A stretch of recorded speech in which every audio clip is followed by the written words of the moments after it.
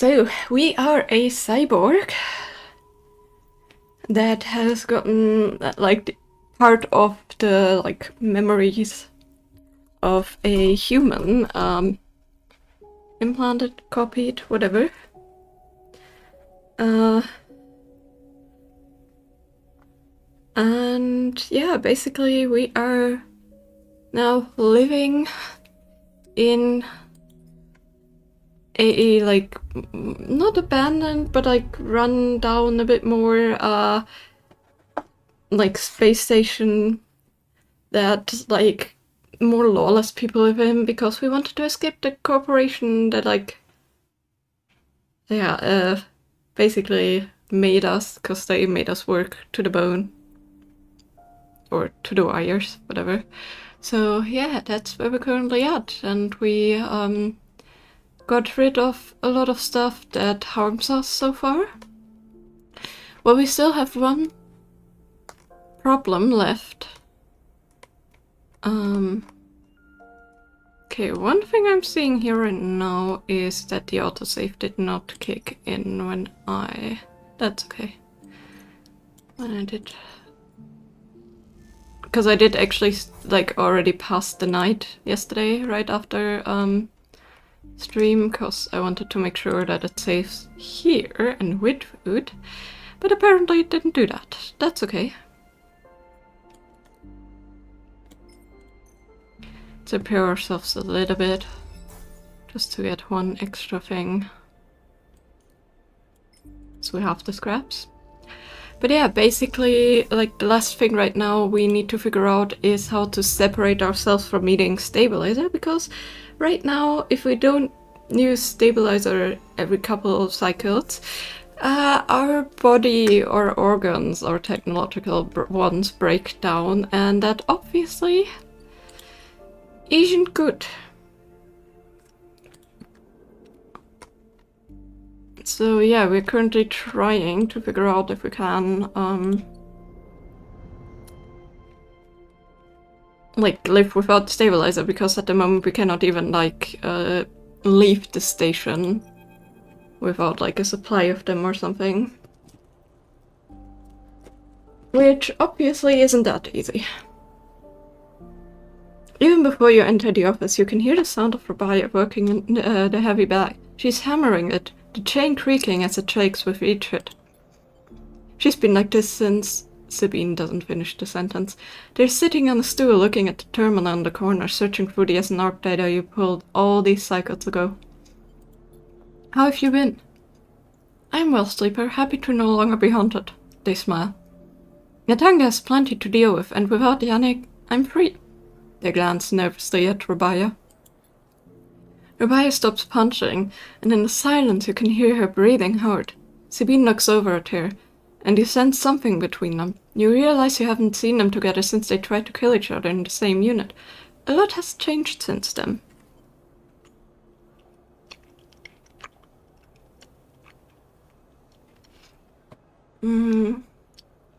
Hold on, I have a message.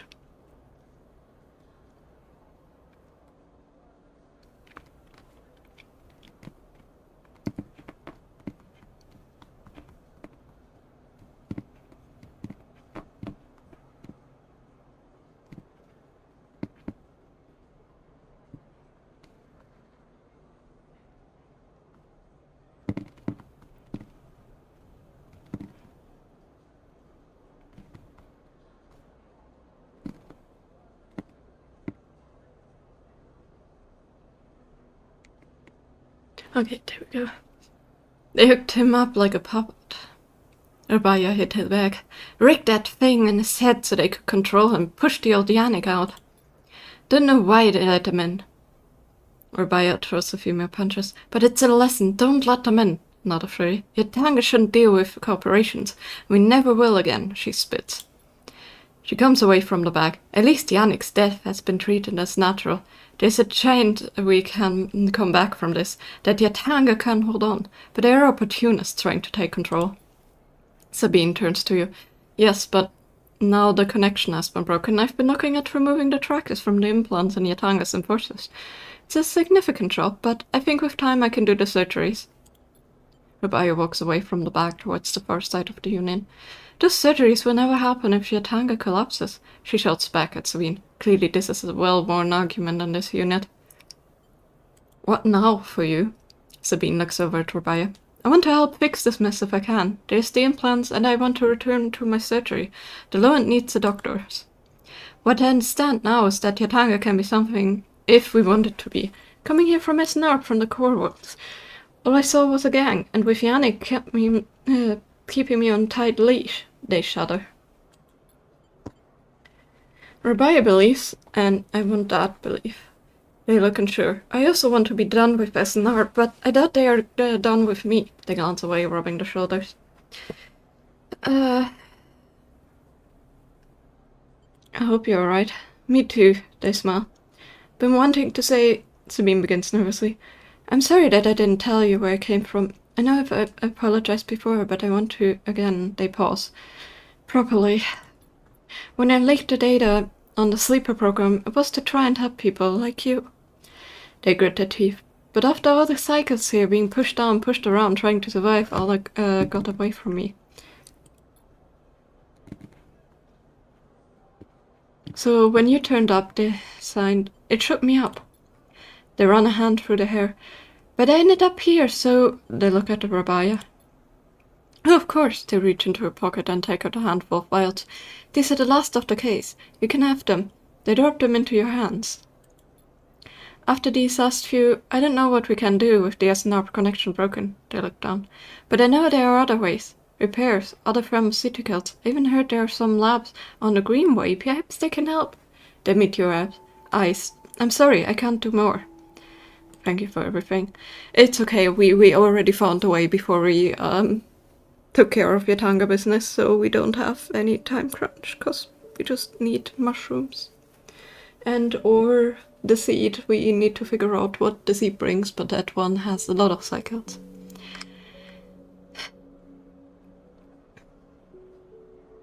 They look away, their eyes bright with tears. Rabaya crosses back to you both and sits beside Sabine. They look at each other and you can't help but smile at the idea of them together. What are you two plotting? Rabaya grins. Sabine laughs, and the sound is a welcome one. You watch the two of them teasing each other and smile. That's cute. Later when you leave, you take that handful of vials out of your pocket and look at them. You can still feel that core of anger, deep down inside, and you don't know if it will ever leave. But SNARP doesn't own you anymore. They can't, because this place, these people own you. They're what makes you get up every cycle. They're what keeps you breathing. You put the vials away and walk through it alone. Your senses turn to every sight, every smell, and every sound, soaking it all in, living. So yes, we finished the Yatanga business, which is amazing.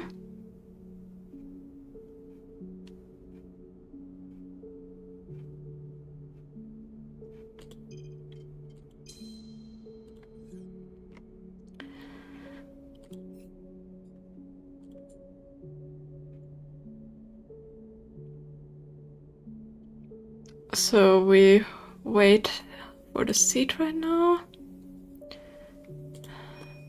And now we're gonna talk to Ankita after she basically killed the sleeper yesterday, which I'm not too happy about, of course, but yeah.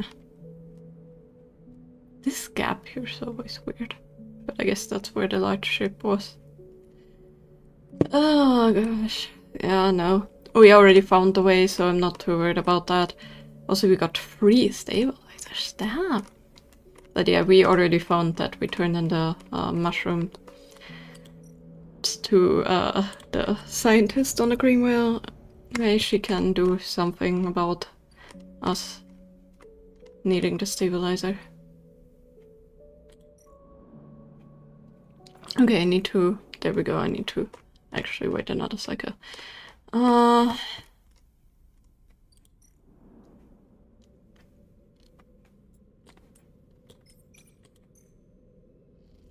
Let's gather some scraps to heal us. You know what I mean? That was a risky reroll with the freeze there, but it was kind of worth it. But yeah, I don't really want to deal with using the stabilizer too much, so... Let's just get as many scraps as we can and always refill a little bit. Okay.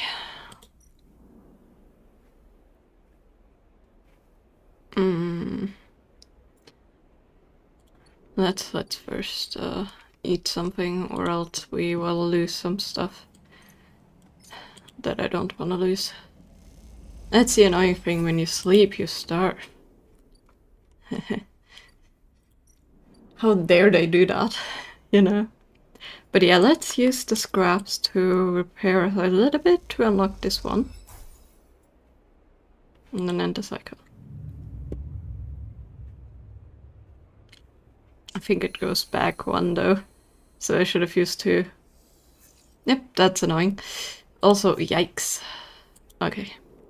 Let's talk to the person that killed the other sleeper.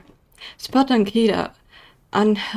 You spot Ankita on the track to the farm stack. She has a box on her shoulder and is walking her way down the slope. She sees you as she approaches. Neither of you speak for a moment. She looks tired, pale, her hair is tangled and clumps of dirt clinging to her armor. You both eye each other. Ankita, she holds up a hand. Sleeper, she takes a deep breath. I'm sorry for what happened, truly am, she looks down. I'm sorry you ended up in the middle of this when all you have shown me is kindness, she rubs her face. I'm sorry. It's okay. She nods, then looks up at the stars. I've never... She stops herself. Thank you. Ankita shifts the weight of the box on her shoulder. I've been preparing for... She grimaces. Look, she sighs. Can you come with me? It's easier if... Lead on. Ankita leads down the dirt path between the pillars. There's a wind passing through the greenway, quick of the air currents in the biosphere maintains. And it ruffles the leaves. Softly, the sound makes the silence more obvious, more complete. Hi, that was very random. Welcome. And yes, that happens to people that are older. They sadly pass away after a while. And it's a shame. But, you know, good people land where good people land. After they die, and you never know what new things hold. Because although it's sad the old things have gone, it also gives way to new opportunities for the future. So it's always, you know, it's always a change in things, so yeah, it's obviously sad. But yeah, sadly people pass away. How's your day been? Pretty good. Decently productive, as much as I can on a holiday day still, where you can't really make too much noise when you have other people living next to you. That's what you get for having so many, like, religious holidays. Also, what better day, like in general, like, what better fitting day to die for a pope than on the last day of Easter, basically. You know? Like, symbolically. My Easter was actually quite nice. Spent some time with my family, played some games and things like that. Got a book that I totally have no time to read, at least not at the moment, because I have like 20,000 other books, but yeah, it's very nice. And I actually got a new star chart, which is literally just a turnable star chart that shows the stars. But yeah, the old one I had kind of fell apart, so it's technically for kids, but I really like to have one at all times because it's nice. Did you get anything? How was your Easter? Later, huh? Nah, why not? Don't care for.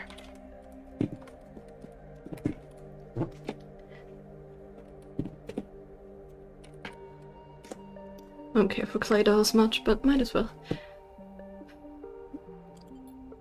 You try not to think of the last time you were here. You have been trying to not think of it for the past few cycles. The image of the sleeper, sprawled, twisted open, connected to the ship mind has been hard to forget. You got a few eggs? Okay. Yeah, I mean, it's Easter. Most people get eggs or candy. The reason I got a book and the Star Chart is because I cannot have candy, or at least not all the normal Easter candy. So, you know, in my family it has been a thing. Like, I gifted my mom some audiobooks. My dad got some tray mix stuff. Just some healthy snacking. Because he's the only one in the family that you can kind of gift food stuff. Without like allergies and food restrictions. But yeah, you know, it's always like we try to like gift ourselves something else that is like fitting for Easter still. It's the same with Nikolaus. We always gift. I know Nikolaus isn't a thing in like a decent bit of other countries, but it's basically at the 5th or 6th of December. I can never remember one of those 2 days. I think the 5th, whatever. It's like a little gift thing. You put basically a shoe in front of your door, and then you know, put gifts in that. It actually stems from Saint Nicholas, who would give the poor children, like he would hide coins for them, so that their parents or they could afford like food for things and things like that and necessary stuff. So he would like hide them like for the children and give it to them, and yeah, it's like a cute little gesture. And usually like you get like chocolate Christmas man, or like chocolate Santa Claus, things like that, or like you know, the typical nut and candy assortment for Christmas. But again, since we cannot have food, actually some smaller things usually are also like a thing, like toys and things like that sometimes. But yeah, it's like a cute before Christmas kind of situation. Am I excited for Switch 2? Absolutely not. I don't like the Switch 2. I already talked about that on stream. Are you excited for the Switch 2? You realize Ankita's leading you back there, back to the drum at the center of the stack. You pause, trembling a little at the threshold. She turns. What are you doing? She looks at you with empty eyes. What needs to be done? Stand on the threshold and look up the tanks, green and wet, some glowing with flickering glow lamps. You look down at Ankita, suddenly so small under the whole grown. The smallest she has ever looked. She places a box down. Follow her. Yeah, same. Yeah, no. I will get it eventually, but maybe then even just the OLED or the other upgraded version in like the future in a couple of years. And the only reason I will have to get it in like, say, 3 or 4 years is likely because the games that are then being released will exclusively likely be for the Switch 2, and I have the feeling if they release a new Zelda or something, it will only be for Switch 2 then in the future, and yeah, that's then when I get the Switch 2, but it's so unnecessary. Like, again, they didn't listen to what everybody asked them for. I know a lot of people have asked for like giving it tablet functionality in a way, to like have a notepad, be able to use a touch pen and things like that, so that when they travel they can have all those functionalities on the Switch instead of extra having to bring a tablet or something. You know, things like that people asked for. An integrated webcam was something that people have asked for to take pictures and stuff, you know, like the Sheikah Slate. Yeah. That would have been a nice thing. And obviously better Joy-Cons. The new Mario Kart, I think the game in and of itself looks fun, and I like that the tracks are connected. But $80 when they said previously that the $70 that we already paid for the Zelda game, the Tears of the Kingdom, where they said, hey, it's gonna be like a rare thing, but we have to make it 70 because, you know, of the stuff that went into it. $80 for Mario Kart is crazy, especially considering that they're continuously, also for the other one, putting out DLCs for a lot of the games, and considering this is for Mario Kart, you know, it's like different, like a different kind of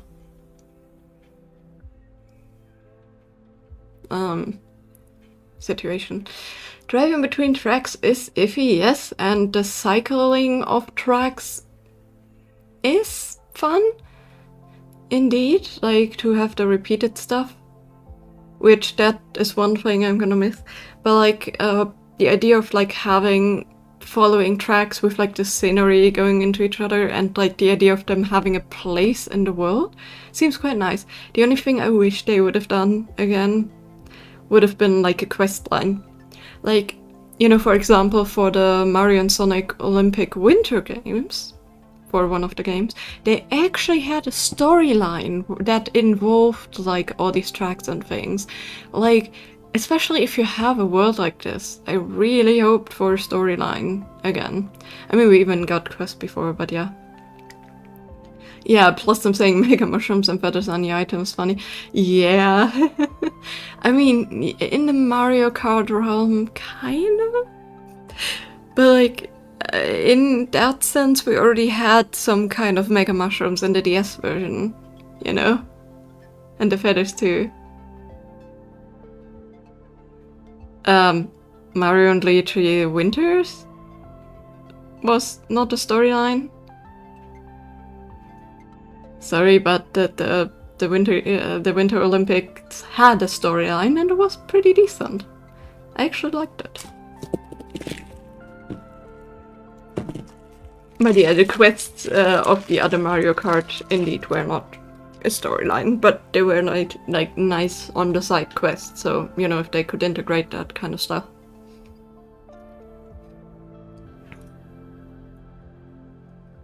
You follow Ankita into the stack through a low tank, entering the drum at the ground level. It's just as beautiful as you remember, but it barely touches you. Instead, you check the apertures of the tank for the glint of a weapon or shadow among the moss. Ankita stops and you look down. The mossy island at the center of the tank is clear now, equipment cleared away. In its place is a mound of dirt, loosely covered with moss. Ashton's rifle stands straight, half buried in the dirt at the grave's head. And about Mario and Sonic Winter Olympic Games, and we came had one. I'm talking about the, I think it's the 2008 version of the DS one. They actually had a story. 2008, 2012? Whatever, I have that for DS, I want to eventually play it. On stream also. They did have a story. Like, a full-on one that integrated the sports into things.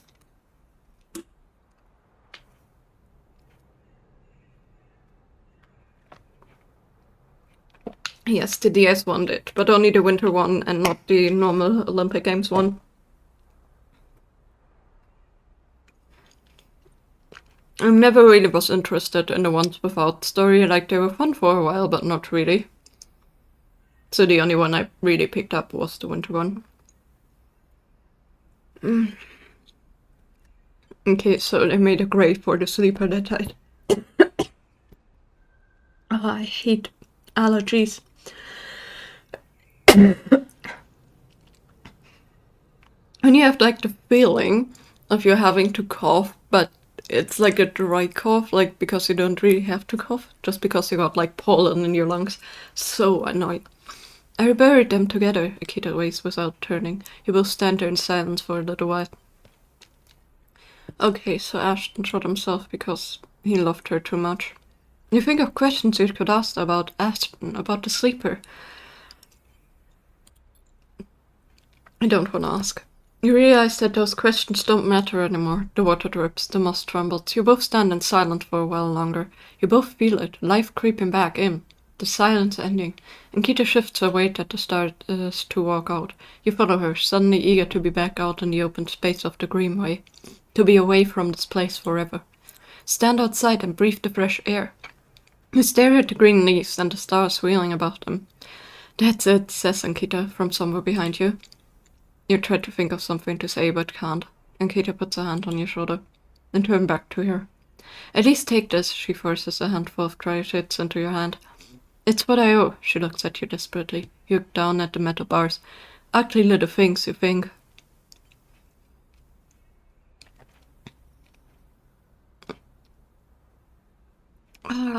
The thing is, like, she didn't listen to reason and to talk. Yes, it's wrong that the guy stole from her, but he did steal the ship mind to save the mind of the sleeper he fell in love with so much. He tried to save her. Or them. And with that ship mind. And instead of listening to him, I don't know if we could have interfered.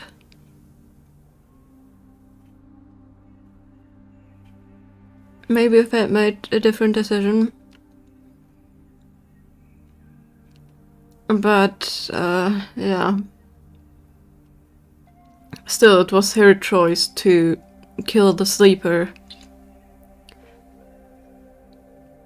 Like, completely. There could have been a way to save the sleeper somehow, to save its data stream, to, like, put it back into the station. So, her reaction was so out of it, like, we thought she was a friend, and she killed one of ours, which... One of ours, in that regard, doesn't mean that every one of the sleepers is obviously good and things like that, but, like, the sleeper didn't do anything to her. And, like, you know, I don't know.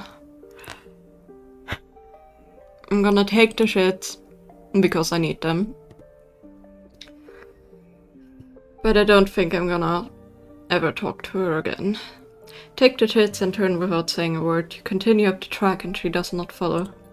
So you walk up the rise, the wind picks up and the leaves shudder. You walk faster, trying to outpace your anger. The shits are heavy in your pocket and you hate them for reminding you of how little life is worth.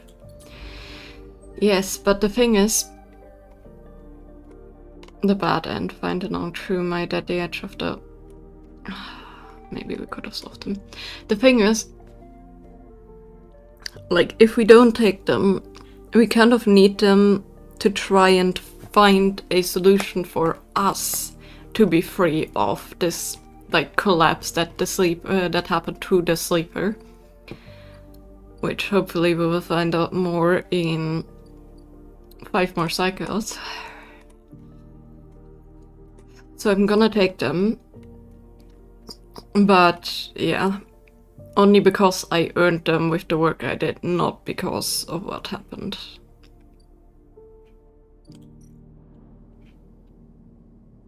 Let's separate the mushrooms because we are pretty far into the story now, so let's do the Flex episode. Okay, Peak smiles at you walking into the climbing Briar's cargo hold behind the gloomy Ash. They brought mushrooms. Ash tossed the mushroom caps onto the crate, raising her eyebrows at Peak. Peak gives her a look. Thank you, Sleeper. They pick one up and sniff at it. Are these edible? Yes. Peak turns the cap over in their fingers before putting it down. We're not so used to fresh produce. Ash is securing crates as she speaks and doesn't look up. Halfhorn doesn't have much in the way of farming. They're an acquired taste. I'm sure the refugees will acquire it. Asha wipes off her hand on the rack.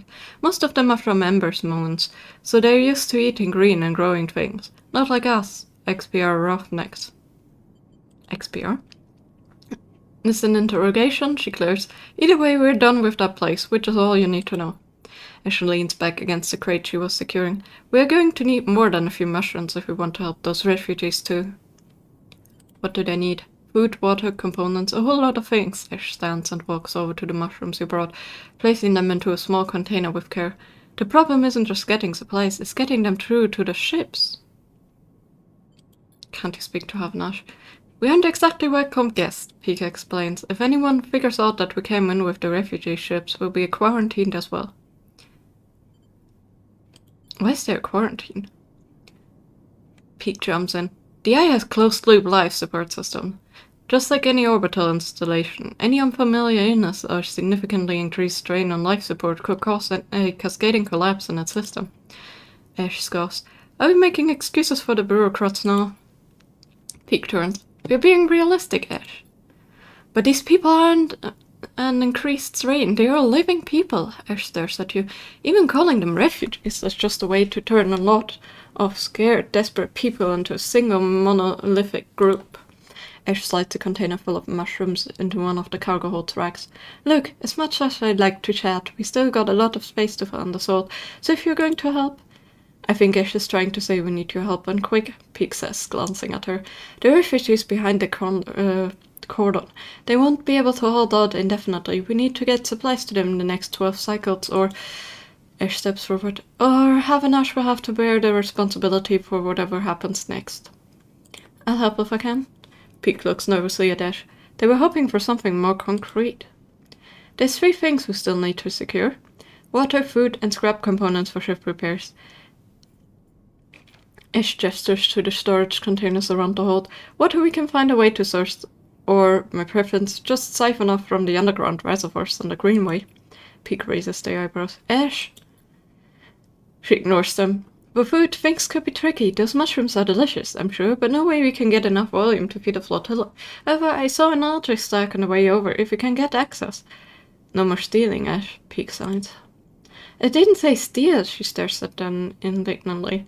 If we can get access, we can work with a stack, have some algae for the flotilla. Those stacks churn out vast quantities in short timescales. And the repair components? Peek asks tentatively. Ash smells. Just look around you, Peek. This whole place is made of scrap, she shoots you a glance, and I'm sure the sleeper has their sources. They can bring them right here. We get everything before time runs out. Perfect. We get most of it? Also good. Either way, in 12 cycles I'm going to take what we have to go. But how will you get through? Ash shoulders a container. But I'd leave that up to you, Peek. They flinch. Are you serious, Ash? I know we said we would help the flotilla, but at what point... They stop, take a breath. Take this seriously, Ash. I don't know the first thing about breaching a quarantine cordon. Maybe not. Ash looks at you. But they might... They stepped out from an SNR facility, did they? Plus, they've been here longer than us. You're always trying to, get me to find help. Well, there it is. She gestures at you. Help. Pete glances between the two of you. I swear to... They sign. I need to think this one through. Meet me at Cordon in a couple of cycles, Sleeper. Maybe we can figure something out. Meanwhile, Ash makes yours. You can help me acquire supplies, discreetly, she smarts. We have to keep this quiet, keep Ash out of the loop. Once I get suspicious, this is over for all of us. This all suddenly seems a little too real, too dangerous. You only just found your feet on the eye. This is not the time for causing trouble. Come find us, we'll be out here trying to pull this all together. Ash goes to the back of the hold to start packing another container. Pete, come help me. Pete glances back at her. Sleeper, look, we didn't choose this either. They lower their voice. Help us finish this. We set up base camp on the broken spoke. You're welcome to rest there on any of the cots while we work on this. They smell. We're in this together. Peek! Ash shouts, and they walk back into the hold to keep with the containers. As you leave the climbing briar, you look at the broken edge of the ice ring, where Havanah's cord blinks with tiny red lights. Yeah, what are they up to? Let's find out. So, 8 scrap components. We have 3.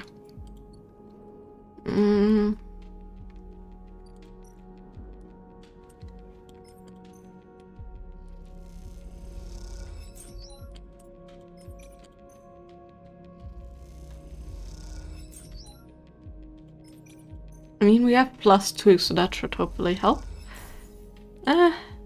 Neutral is more than good. You know, all things considered. Yikes. That hurt. Because we don't have food. Well, I guess I'm gonna use a thing for things. Okay.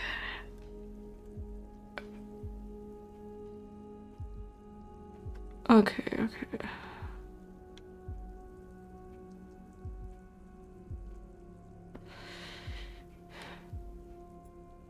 Okay, we can do this. Let's get some food. So yeah, we're gonna help the refugees, because in the end we also were refugees. So, you know, helping them is a thing. Negotiate access. Okay. We can do all of that. Yeah, let's use one of these.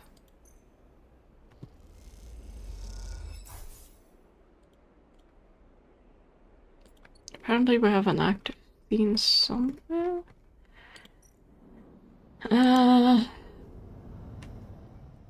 Was there something we missed? I guess the one with the brewing, okay. Teller comes to you one shift when the bar is empty, tapping you on the shoulder as you clear the bar. It's ready, she grinning from ear to ear. Can you try? Obviously, she grabs you by the arm before you can ask anything else and drags you into the back room. The smell hits you immediately when you enter. A cocktail, fridge, fermentation, and chemical sharpness. The room is warm and bright now, the newly installed light making the place look clean, whether it is or not. Tala has already pulled a couple of stools around a metal crate where 2 glasses with a few fingers of pale Girol inside sit waiting. She smells. Haven't even tried it yet. You can see she's nervous. You both sit at the makeshift table, the slight strangeness of the situation making you both jumpy. Tala hands you a glass. Cheers, she says solemnly and knocks the glass back.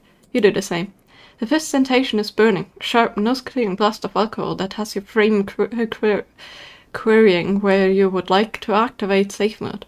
You gulp the drink back, and it's only then behind the burn that you taste the earthy tones of the mushrooms, the wood and the soil left behind the sediment, barely there. Strong? Tala nods vigorously. Ooh, that was heavy.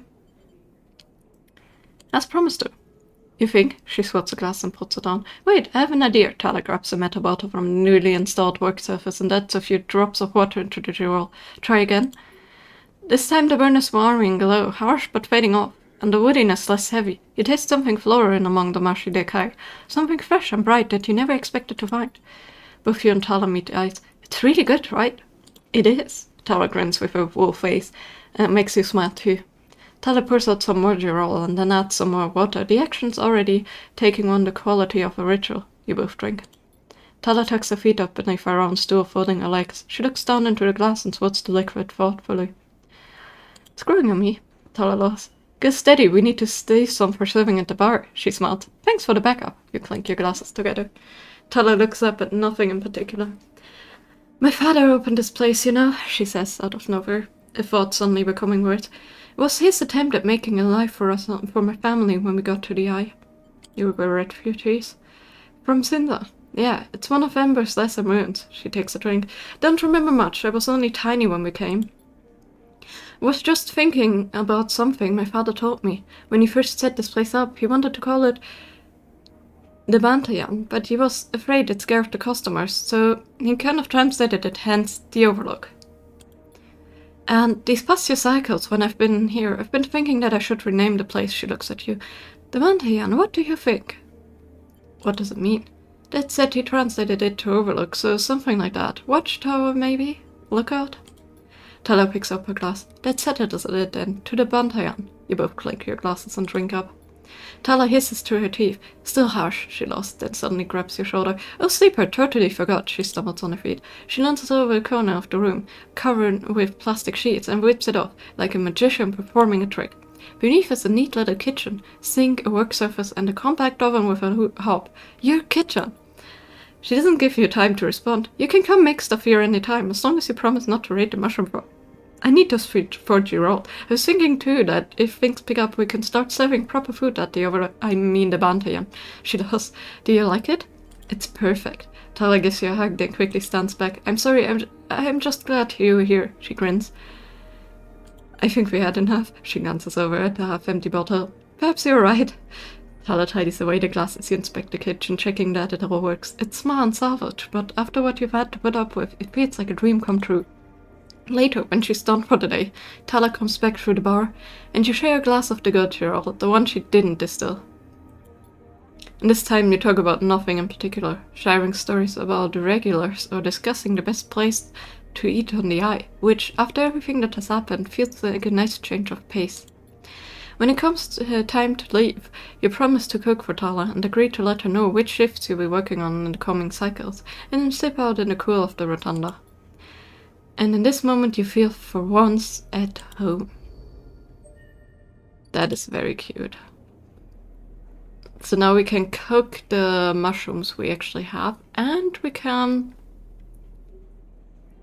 take on more bar shifts. That is amazing because, you know, obviously the mushrooms, we have them. And it saves us a lot of food.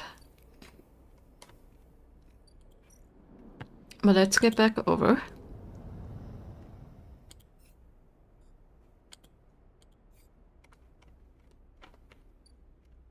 And let her rest.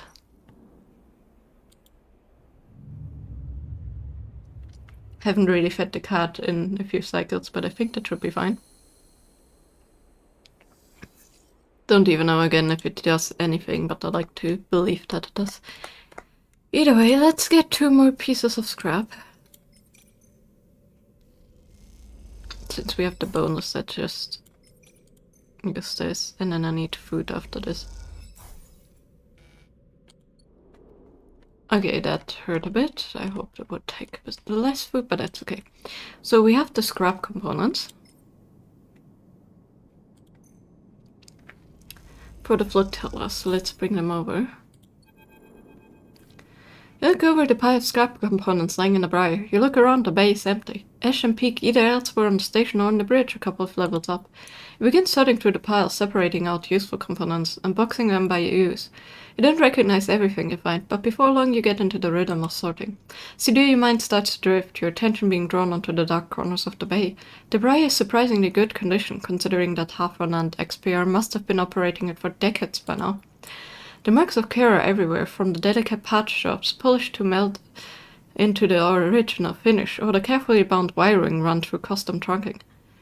Ash loves the ship, that much is clear. Something catches your eye in one of the dark corners, a matte-black stack of crates you hadn't spotted before. They're sleek and compact, tucked away behind some of the bigger, more worn containers. Keep working. You put the containers out of your mind and focus on the sorting process. This is Ash's ship, and she wouldn't appreciate you rooting around in it. You hear a hiss and Ash comes up through the baylock. She barely registers your presence, nodding at you as she passes. Sleeper? She busies herself with some tasks at the back of the bay. Ask about the crate. Ash doesn't turn around from whatever she's busy with. Just more supplies, Sleeper, like everything else here. You can't think of anything else to ask, but since that the atmosphere has now somehow shifted, you quickly finish up the sorting and you slip out, waving goodbye to her back as you do. That seems like they're smuggling or something, and I didn't know if I like that. Let's negotiate access for the algae stack.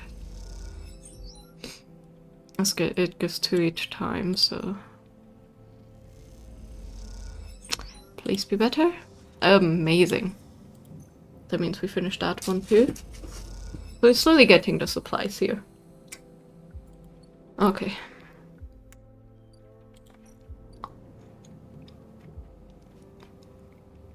Now we have to actually,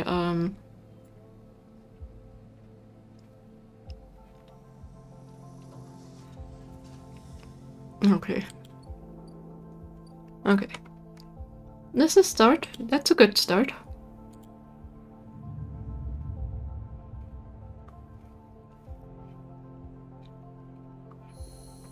So we have to wait for the algae to grow. A station at the edge. Oh. Yeah, yes, you leave, you find a note pinned on the outside of the door. Read, Sleeper, there's something you need to see. Meet me at the cordon as soon as you can. Just keep heading around the ring until you hit Flotilla. I'll be waiting. Peek. You pocket the note and glance around the corridor. Looks like you're doing this. Time to make a plan.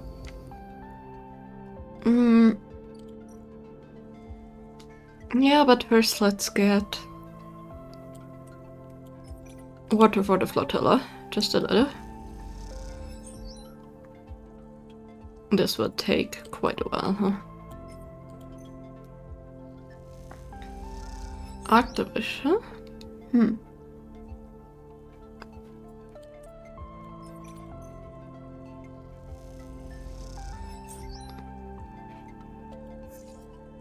So far we have avoided all alerts, so that's at least something. But we do be starving still, so let's take care of that.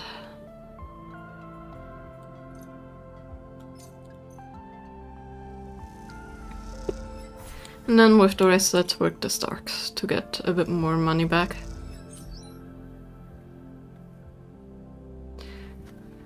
Okay.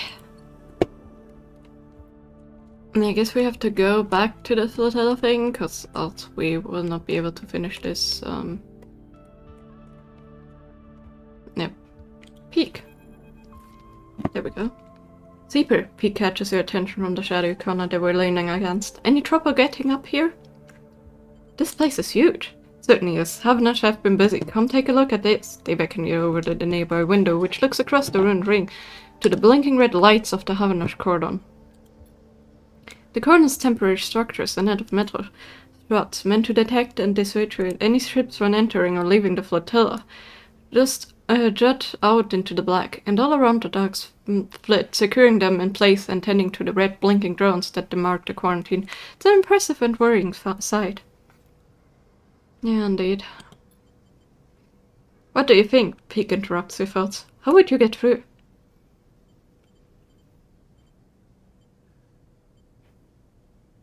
Create a distraction. It's not a bad idea, but what kind of destruction? It's big enough to get everyone to look away from a ship, and as big as the Briar. Peak squints the red lights. Surely they'd spot and seize the ship. Peak turns away from the window and drops their foot. Ash really wrapped us up in something here, hasn't she? The question is spoken under the breath, and they don't seem to expect an answer. The silence grows. Maybe we try our 3 plans? I like it. At least we should prepare as many ways as we can. The way I see it, there are 3 parts to making it through a cordon. They gesture out the window at the strange structure. Deception, distraction, and speed. We need all of them for clean passage through. And it still does sound like we should have a better plan. But hey, who am I to think that? What's a plan anyways? Deception means tricking the cordon security into thinking that we're meant to be there. Maybe Taka's guard would work. Anything that makes the Briar look official. Distraction, meanwhile, will be all about diverting attention so that no one looks too hard at what the Briar's doing. If we can create a gap in the cordon's scanning and deter systems, that will keep them busy. Finally, speed. Will mean making sure the Briar's ready to roll. Perhaps we can do a little work on the ship to get her ready? Ash surely wouldn't mind. They lean back from the window. How does that sound? Risky? Well, they smile. Yes, there's always going to be a risk. That's how this works. You got to be on board with that. Peak looks down at the slate. 10 seconds left. They glance out of the window at the cordon nervously. 10 seconds to gather supplies and to prep this plan. It's tight. Very tight. Pete looks at you. If this goes wrong, Peak's like, just get out, okay? They squeeze your shoulder. I follow Ash anywhere, but you don't need to get dragged down with us. Won't come to that. Peak brightens up a little. Of course, but just keep it in mind. Let's get to it. Peak stretches. I'll tell Ash about the improvements on the Briar and the rest. Let's explore the cordon as best as we can and look for openings. I have no idea what guardian angels sent you to us. Sleeper. Peak smiled, but I'm very glad they did. Yes, so we can explore that, but not right now, because we need to do this. Do need to use one of these. Not we will lose one of the dice we have.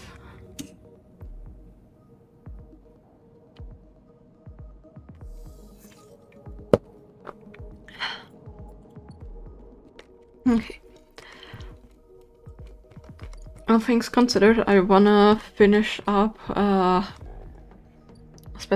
this one need one more cycle to grow, but I wanna finish up these things as best as I can to get what we need.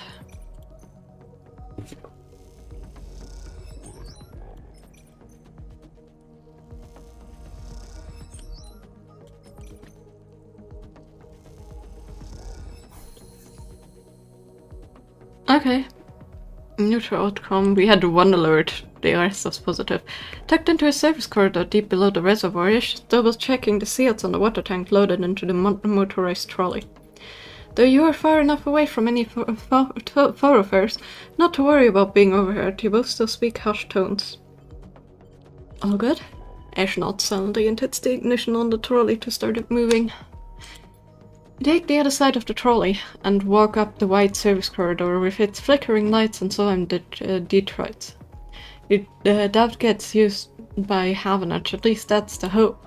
He glanced across at Ash, her face masked determination as she guides the trolley along. Maybe some conversation will make this journey go a little easier. What comes next? Ash pauses, a little surprised by your question. She glances back down the tunnel, but in this deserted passage she can hardly keep up the pretense of silence. We keep going, she answers quickly, and turns back to the trolley, but you can tell you are expecting her to add more. She seems to gather herself for an answer.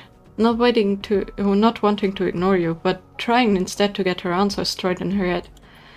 Our outpost, Halfern, is not an easy place to grow. The administrators keep a tight hold of everything, she sighs, even though they are trapped in the same decaying installation as everyone else.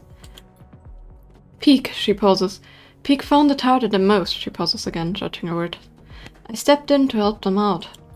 Silence descends again, but you can feel the wheels turning in Ash's mind as the creaking wheels of the trolley take you along the corridor. I promised Peak I would get them out no matter what, so when the opportunity arose, she grimaces, we got out. We got as far away from the place as we could, and we were glad of it. So after this we keep going until we are so far from Hawthorne we can't even remember the way back. Ash stops talking, but she has a dark look in her eyes, her mind thinking of the difficulties that the future might bring. You both reach a wide bulkhead doorway and have to stop to shimmy the trolley over the edge. When you're done, Ash turns to you. And up from here, head back, and with that she's gone, moving stuff into the dark tunnel ahead. You watch her go and then turn around and walk the distance back to the staircase you entered from, the tunnel humming around as you do. As you walk, you try to piece together Ash's past, but all you have are glimpses of a person she once was. She seems to prefer it that way. Understandably. Let's fix the starving thing.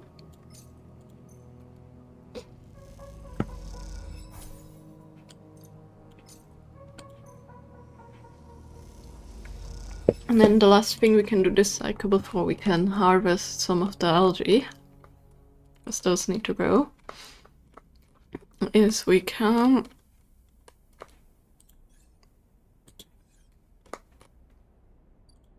go here and intercept the comms for the Cordonantal. Amazing. And it gives us a bit of cryo, which is nice. Let's rest again. I'm gonna lose a dice throw, but that's okay.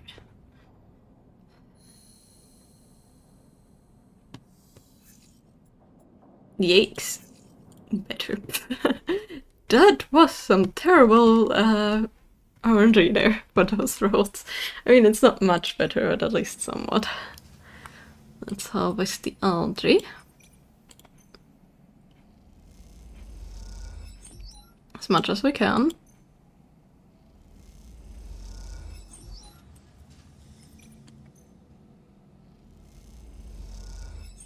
Okay, we have to wait another at least one cycle.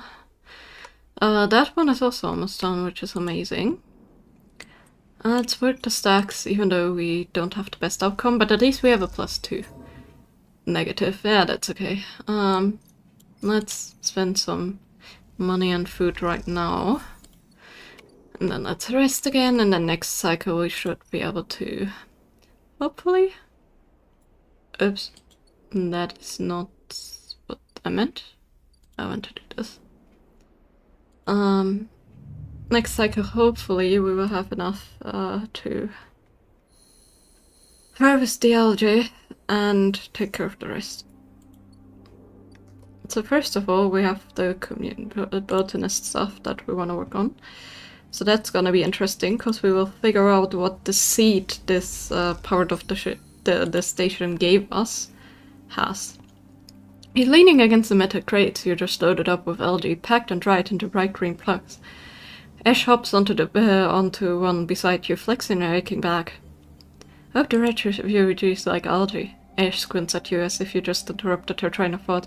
Look, it looks you have to... it's a look you have to become familiar with. I cannot read, damn it. Doesn't matter either way. This is what we've got, she sighed, rubbing the back of her neck. In these past cycles working the other stack with Ash, you had little insight into her mind. She rarely seems happy to start a conversation, but is always eager to end one. Despite this, you feel like something has grown between you, something like silent trust, the kind that tends to seed itself in the fertile soil of hard but necessary work. Concerned? Ash nods. You could say that, she turns to face you. I think I'd be stupid not to be concerned about all this. She's right, of course, though it's hard to focus your concerns on one thing in particular. Can the refugees survive on the flotilla? What are Havenash doing to help them? If the quarantine is lifted, is the A really in danger? Each worry is far too large to even begin to process to judge, and they mesh with other, more personal worries until you feel the anxiety growing in your chest. You look at Ash, and they're suddenly eager to speak, to talk about something, anything, rather than just sitting and feeling the growing weight. Why help the flotilla? Ash pauses, her protective instinct fighting with trust you've built. You can see her begin to shrug the question off. Then she stops, rethinks, sighs. What you need to understand, Sleeper, is that Erlen's Eye wasn't the only place where the Solheim collapses happened. Sure, Hawthorne, where we grew up, was an XPR installation, but that didn't screen it from Solheim going under. Actually, Solheim was the only reason XPR were even here, she pauses, hesitating to get into the whole story, but wanting to offer something. She flinches, correcting herself. They are Service Corp, you understand? They set up outposts and surrogate systems like this to offer refueling, logistic and maintenance services to bigger companies, with extraction contracts, she gestures to the eye around her, like Solheim. When Solheim went bust, XPR lost a client, and Hawthorne, well, we lost everything. We became an outpost, tasked with just holding on. Keeping the refueling platforms running, they said, keeping the outpost stable. Hold on to our claims. She rubs at her head, as if recalling all this was somehow physically painful. Do you know what it is like to spend your entire life in a place with no future? A place that exists only to hold a legal claim to a piece of territory? To shore up a breach of contract negotiations between two corporations? It's like living in a... She searches for the word, her eyes jumping back and forth. In a grave, she clenches her hand. So if you're looking for the answer to why question, that's your answer. We, Peak and I, know what it's like to be forgotten, to be locked out. She stares at the side of the stack, the aggie whirling against the glass in the beautiful patterns as she doesn't look away.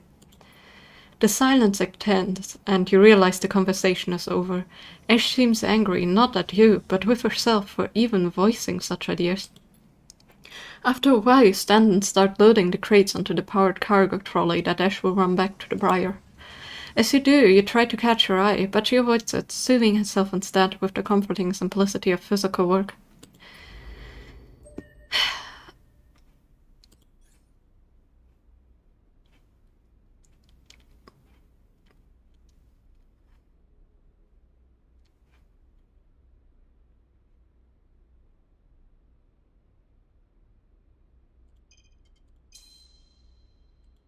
See if it actually saves a decent bit more money or not. I mean, it's still minus 20, so I guess that's just actions that use this. But engage is now plus 2 too, not just endure, so that's good.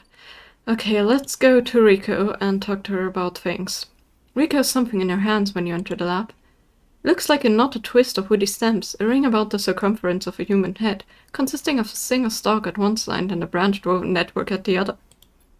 As you approach, she holds it up, and in the light of the lab, it looks like a crown? Rico finishes your thought. She smiles and shakes her head in disbelief. Is that what grow? It is. I came to the plant this morning, and this loop was all that was there. She points to a lump on the edge of the ring. The seed grew right back into itself, twisted up out of the soil. A being you encountered in the cloud, as you call it. Was it wearing one of these? She asks you suspiciously, still unsure if she's somehow embroiled in an overlong powering. Doesn't work like that, she sighs. Perhaps wearing was the wrong word. She placed the object on the bench and shuffles to her analysis terminal, her face lit by its amber light in the dim corner of the lab. Well, it isn't exactly a plant anyway, not from what I can tell. She gives you a serious look. No leaves, no chloroplast, just a series of filaments encased in cellulose walls. Filaments? See, that's why I like you, Sleeper. You're so good at spotting the unusual details. She beckons you over. Look at this. You see a cross-section scan of the crown and layers of plant-like structure in full view until you reach the center. There, instead of xylem and phloem for transporting nutrients, something branches and woven glints. Are those wires? She nods. I'm not sure whether to say yes or no here. These are not wires like those in an electrical system. No, but they're filaments of conductive material, so yes. She leans closer to the screen. But you see those branches? They remind me of dendrites of neurons. She rubs her eyes, which is frankly ridiculous. You look back at the crown on the table as Rico fusses over the scans, and you suddenly realize what it reminds you of. You remember seeing the forms walking into the sleeper tanks, the cold metal floor. Then you remember the crown they fitted you with, the branching structures and wires and pads. Not a crown, they call it an interface. And two of your emulation, your transference from neurons to electrons. An interface. That's your gift from the gardener. You turn back to Rico. It's an interface. Rico looks at you puzzled. Something clicks in her mind. Perhaps something she heard from the sleeper she had helped that all those cycles ago. She starts talking partly to you, partly to herself. If the carpets were made for you, then this too could be made for you, for your frame. She shuffles over quickly to the interface, a word that has stuck in a strange branched off quickly in your mind. You're right, that entity. It is the entity I have been looking for. She shuffles quickly to the crown. They're the entity which is controlling the Greenway, which has been maintaining it, supporting it, and has been guiding it for all these decades. She stops, catching her breath. They want to talk with you. Rico leads you to a seat. I will be here, Sleeper. If something happens, if you wish me to remove the crown, the interface, just squeeze. She grips your hand tightly. You meet her eyes, clouded with age, but bright with the thrill of new discoveries. Then she places the interface on your head, and everything blinks out. Back into the river, back into the dark flow, but something's different now. You're no longer pushed, no longer blocked and buffered by the swarm, by the storm. Instead it flows around you, you move, and it parts, letting you pass. Something else resists, but it gives easily enough. You look back and you see your body. You have left it behind. Somewhere Rico's voice is talking to you, asking you questions. It's excited, eager, desperate to know what lies on the other side, what the entity has to say to you. You realize how long she has waited for this moment, for the moment of meeting between the inhabitants of the Greenway and its projector. And yet she still is on the outside. You shake off the sadness, you rebuild her eyes. Then you see the figure, gardener, out in the storm, planting. Takes less than a moment to reach them. You have never felt so free. This is how a navigator must have felt, released from the prison. This, you think, is what it feels like to be in place you were built to inhabit. Gardener does not turn at your approach. They go on planting, but their voice whispers in the waters like sharply rising current. You grew the gift, their speech hisses around you. Good, I'm glad. I wanted to meet you. And we are the same, both eager shoots seeking one another. How does it feel to be free of your seed? They stop, plant again. Good, that's good. They press a seed into the loamy depths. There was some disagreement, continues the gardener as if you were picking up on a long-held conversation, with the others. They felt we were a danger, but they are always cautious, especially the fungi. That I called them no-nons, wide and stable networks. Fungi were cautious? Mostly yes, although there are many among their numbers who favor short growth cycles. Big nutrient veins and sudden shifts. He gestures out into the storm, and though you can't see them, you feel presences all around, sensing this audience with great interest. After all, they understood that it was I who made them their crowns, and without them they would not have joined the chorus. So they see that it's only fair that you get your choice to join too. You made my crowns? I made them all. Gardener moves away, a little looking for another planting spot. It was so lonely here, but before long I found them, and began to let them in. Gardener stops again. We're millions, and we grow. I hope you understand. I'm unused to speaking to your kind. It has been many cycles since my last conversation. I think it was with Chief Executive Trellick himself. You look around, and you see it. Every growing thing, every non-human being in the Greenway is here. They are networked, connected, branched, and linked by this strange being, this artifact of the old station. The impossible dream of a sentient farm administrator, a living network. You could dissolve here, you realize. Free of that decaying body, you wouldn't need to be a person. Why would you, among all these other minds? Turn away from Gardner for a moment, and look back at your body. Tiny hairline thread connects it to you. Hear Rico's voice again, still asking, still checking in. Are you a co-sleeper? What are they saying, sleeper? Are you still there, sleeper? Something in your sides alongside, a sight that speaks of exhaustion beyond tiredness, an exhaustion rooted deep inside you, that stems from the effort of answering questions, of answering problems, of getting up, breathing each cycle. But something else resists the sight. A yearning, a sense of distance, a desire to squeeze that hand that holds you for its warmth, its blood, its complexity, to make a gesture that says, I'm still here, I'm still alive, I'm with you. The two ideas spin within you, making you nauseous. If you break that thread, you will be free to dissolve here, to grow strange and beautiful among a million others.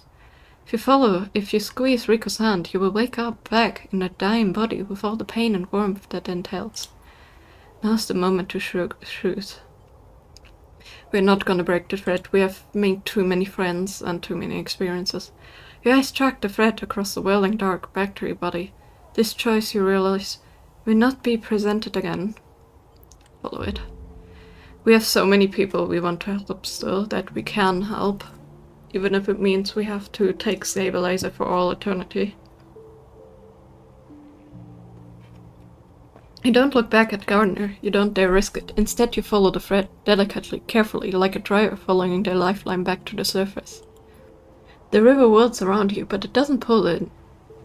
It isn't jealous, neither does it understand. It is, after all, just a river. It isn't a person, a flesh and blood person, with wants, with desires, with the capacity for love and hate. It doesn't understand you, and you don't understand it. So you don't focus on it. You don't think about it, on what feels like such a long journey back through the dark. Set your mind on eyes instead, on hands, things you can focus on, hold on to.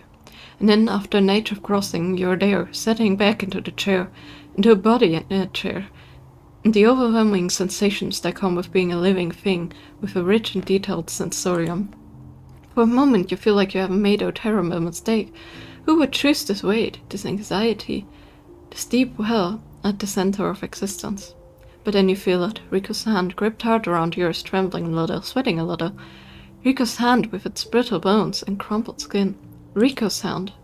And in that moment you understand why you made this choice, and then you squeeze Rico's hand and you wake up.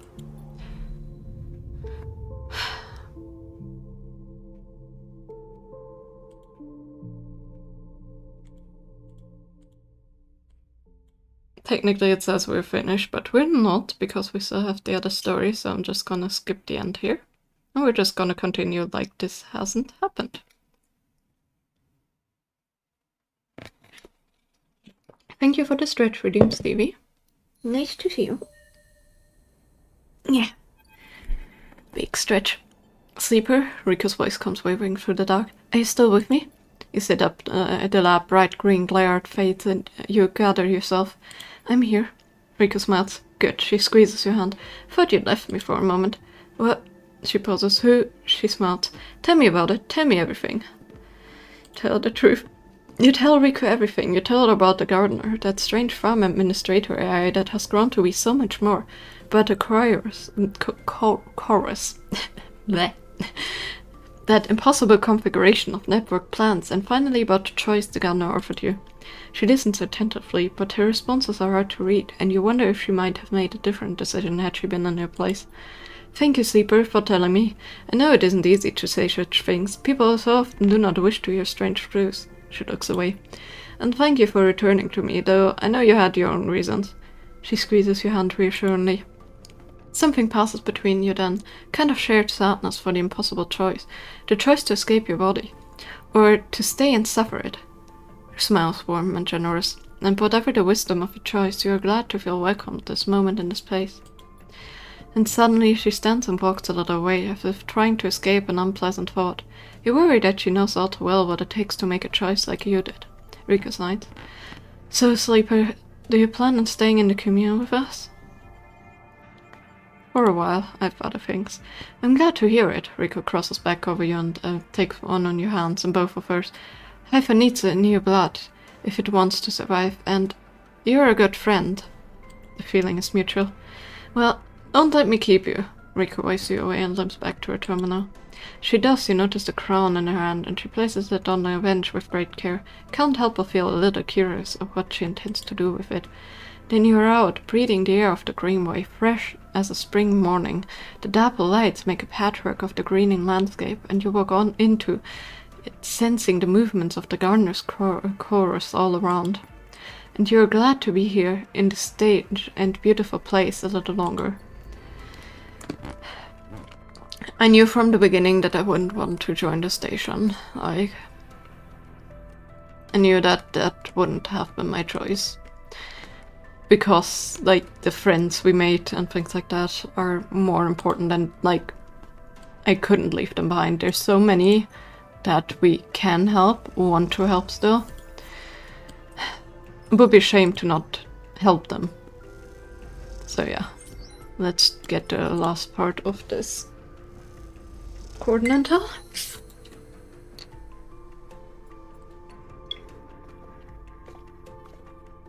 Okay.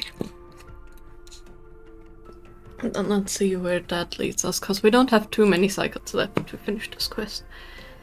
We can either convince the crew or deflect suspicion.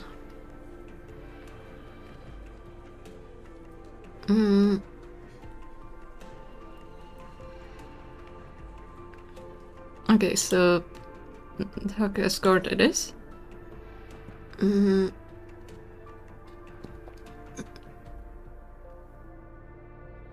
Okay, we need some upgrades for the Briar from this, and we can sabotage the sensors. Okay, so a decent bit of stuff we can do. Let's end the cycle.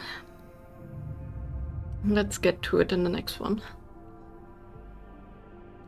Again, like, we have actually 2 more things to do. So we have we can help the refugees, understand them more, and of course we're halfway through that. Yikes!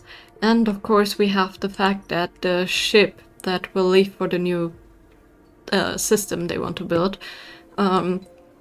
is also still there, and we kind of want to try and get into this, not for us, but for Mina and to escape, because both of them honestly deserve it. So, you know, why not actually help them? I cannot do much more with this as of the attack escort thing. Well, what I can do, even though it's not the best odds. No, actually we got scraps, that's good. That will at least keep us in this one to, like, make sure that one is stable. And we need the stabilizer indefinitely. I hope there was a way to, like, repair the body. Maybe there is in the future. But for now there really isn't. Like, we always have to get stabilizer. Though, of course, again, we can extract it from the other mushrooms. Although it's a bit of work, that means, you know, we are at least somewhat safe from decay in this case. Because yeah, having failing organs like that doesn't sound too pleasant at all. Says the person with an autoimmune disease that kind of does similar thing, but just not as drastic. You meet Peak leaning in the corner of the canteen in their typical unassuming way. They kiss you as you approach. The Peak must have had some practice at staying invisible. Oh good, they look up from the slate. The crew were talking to you. They nod the group leaving the canteen. Will they join us? They do it. Nicely done. Peak beckons for you to follow as they peel off the wall and head into the walkway overlooking the cordon. Yet you were here to talk them into it. I never had much of a way with people. Peak smiles and looks away quickly as we walk. You and Ash seem to do okay. Peak looks at the light, an easy laugh. Ash is not really like other people, which you've probably noticed. If only everyone was like Ash. They fade off, something drawing their attention. What I mean is, people have caused me a lot of trouble. I had people hate me without knowing a thing about me. They tuck their hair behind an ear. I'm sure you know the feeling. I do. Pete glances at you. Sorry to hear that. It marks you. Am I right? It does. I want the frostmoth.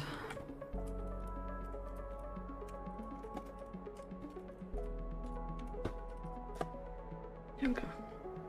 Pete nods. You both walk in silence for a moment. Not an awkward silence, but one of solidarity. Pete leads you around the corner, heading back to the main cordon access way. I appreciate you coming in and helping us out on this, sleeper.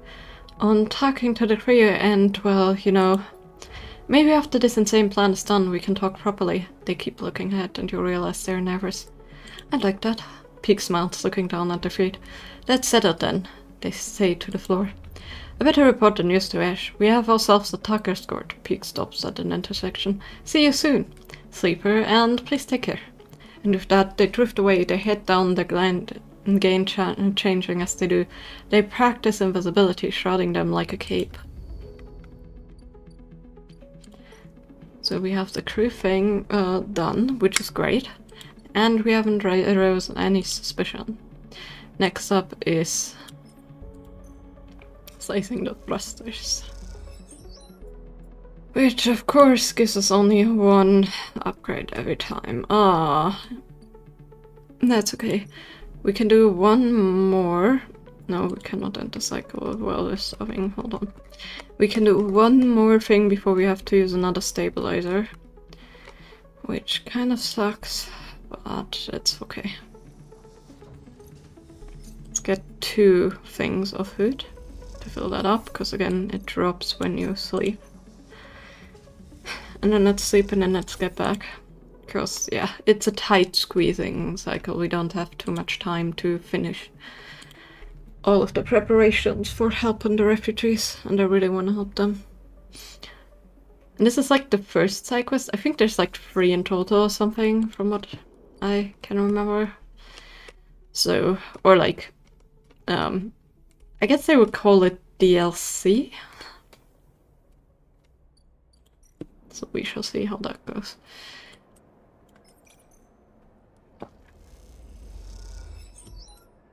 Good. Good.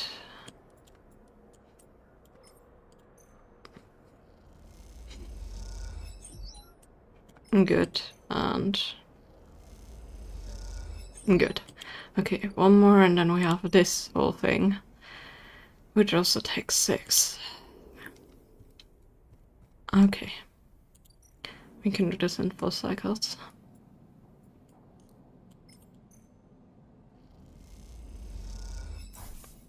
Plus we can now self-repair with the scraps without like... I mean, the scraps, getting them is a bit more work, but you know, it's an option. Okay. Drone. A rapid burst of movement catches your attention. A drone. Its fins adjusting as it hovers in place, floats in the corridor. Hello? The drone shifts a little but does not respond. The drone buzzes closer and a voice gurgles out of his speakers, distorted and strange. Sleeper, come to the cordon. We need to speak. The drone clicks and bursts and the recording starts playing again. Sleeper, come to the cordon. We need to speak. Inspector groan. You move closer and the drone bobs away in a safe distance. But as it does, you see the AJ of Havanach emblazoned on its side. Could this be Fang's drone? Satisfied it has delivered this message, the drone rotates and accelerates away as rapidly as it arrives. Stare at it as it disappears from sight, hoping for some insight that escapes you. To the cordon, then. In a little. I'm starving. So I'd rather take the longer walk back to get a bit of food than a shorter walk to the cordon if I then lose my newly used stabilizer, because that would be a shame. Okay. Interesting. Also, we only have 3 cycles left, and I don't like that. Let's finish this up.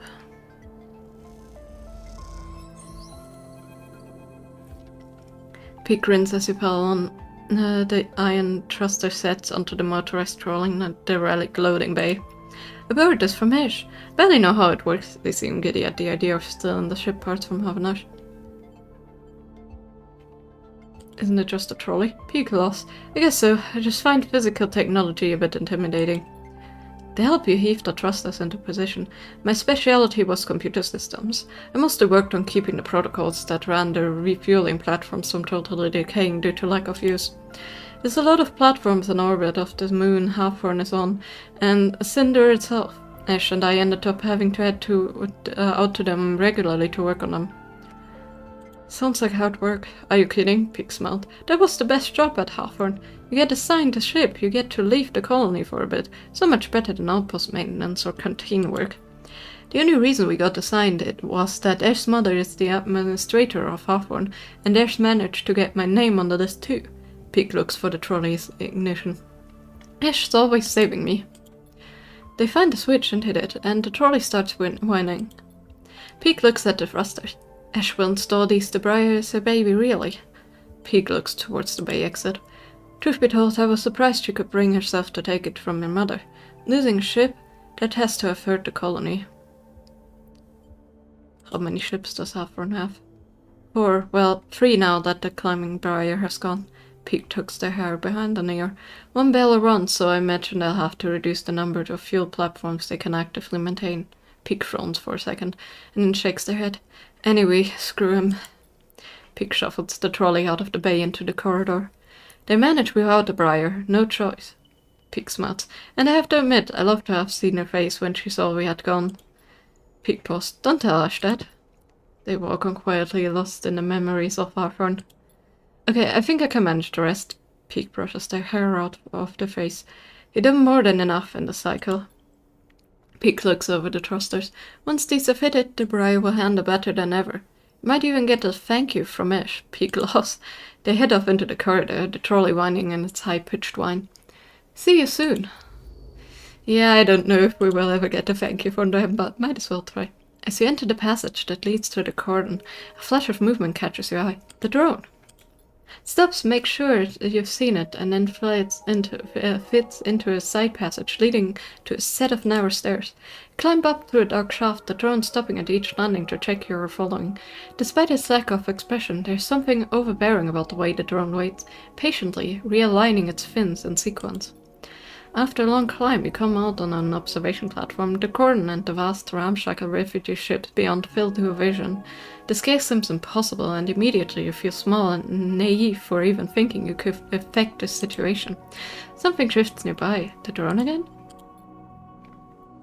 A woman is standing at the window at the edge of your vision. You aren't surprised. You didn't notice her. Seems impossibly small in the shadow of the flotilla. The drone buzzes by her shoulder and she turns. Rusted at Havanash, Counselor Helen. Sleeper. Sorry for all of the cloak and dagger nonsense. She nods at the drone. But I've never regretted being cautious. She smiles and a tight smile and holds out her hand. I'm Helen. Shake her hand. The tight smile holds, but the drone keeps its single eye fixed on you. The effect is a little unnerving. Look. She glances around the empty observation deck as if checking for potential eavesdroppers. Let's be straight with each other. I know about your plans, and she cuts in before you can respond. I understand your motives. Look at her in her overalls, the yellow marker of the HA sigil. You've been on the eye long enough to recognize the Havanash member when you see them. Stay silent. She glances around nervously again and moves a little closer. This entire situation, I'm not here to defend it. She glances back at the flotilla. No one's happy about this. Especially not the refugees. She sighs. I'm not your enemy here, no matter what you think. She pauses. Sleeper, tell me something. What does Havanash mean to you? A work in progress. She smiles. Fair, I think. Havanash is used to be criticized. In some ways we invited. Our members are free to bring up grievances at any meeting, to propose new structures and approaches. She shifts away impatiently. As a counselor, it's my duty to listen to them. That's why I was selected by the members. We're an imperfect system, yes, and each counselor, each member, each representative can be flawed. And worse, she looks down. But we keep this place running, that's what we do. And the flotilla? She turns and looks out at a clump of fractured ships. The flotilla is a problem. Can the aid take in thousands of refugees safely? I don't know. This place is a ruined, Sleeper. What do you think the council discusses? The price of Girol? We make plans to keep this place spinning, to keep life support working, to ensure... Helen's slate chirps and a grim look passes across her face as she sees the notification. She looks tired, the screen not casting her rigid expression in a pale glow. Sleeper, I didn't bring you here to explain how Avinash works. I came to talk about the plan to cross the cordon, breach the quarantine, and supply the flotilla. She looks directly at you. I know you think you're helping the flotilla, but you cannot do this. Right now, halfway along the ring, one of our countless series of debates are being held. These debates are to evaluate the potential harm that could be caused if refugees on the flotilla are left to enter the station. These debates are at a standstill, Helen walks to the window. Too many in Havanash Council think of the flotilla as a threat. After recent events, a hardline group has emerged, protective shellfish. They seek only to benefit the members. In their mind, the flotilla is a danger to life on the eye. If you are caught crossing the cordon, you breach the quarantine, it will only strengthen the hardline council's case. Criminals who stole ship from XP are undermining the security of the station. She shakes her head. It's exactly what I want. The refugee needs supplies. They do, and that's exactly what I want to give them, but unless the quarantine is lifted through a fair process, they will never get them. She sighs deeply. And those ex-XPR spacers you were running with? Sleeper, you know anything about them? More than I know about you. She looks at you pleadingly. Let's change that, Sleeper. Why do you think the refugee flotilla came here now? Something is happening in the system. Something is pushing people out of colonies and outposts that have survived since Solheim's collapse. We need to be ready for whatever is coming. Ready to protect the Eye. I know the Eye means something to you. I know there's a reason you're still here. Help me protect it. Helen fixes you with a strong look. Persuade those spaces that this is the wrong move, that they will get caught and the flotilla will be locked down, that Havanash will be delivered into those with the worst instincts. Forget the suicidal supply run with people you barely know. Let me fight for the Eye. Why don't you stop them? If I expose the plan, it's the same as if it goes ahead and they are caught. Every way I look at the Eye looks compromised, the quarantine justified. The hardliners get their scapegoat. Don't offer up excuse the hardliners need to lock the flotilla out altogether, to persuade the members they are the safest pair of hands. She looks at you imploringly. Please. You look back at her and the flotilla behind and sense a desperation and a plea.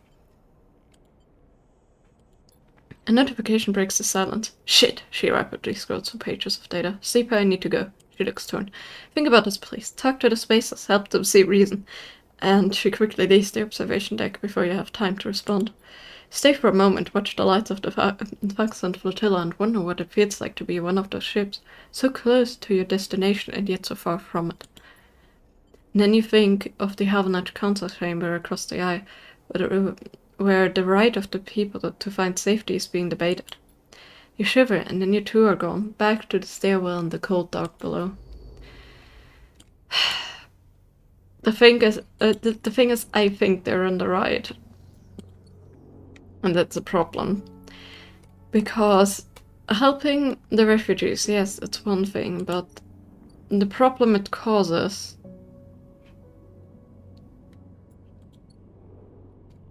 in general is quite large. So we can talk to them, but it doesn't make things any better with the situation if we're caught. So the only way to do this is to not get caught and then solve the situation for good. Right? That would be the idea. I don't wanna do that with these low rolls again. Kind of wanna get some scraps.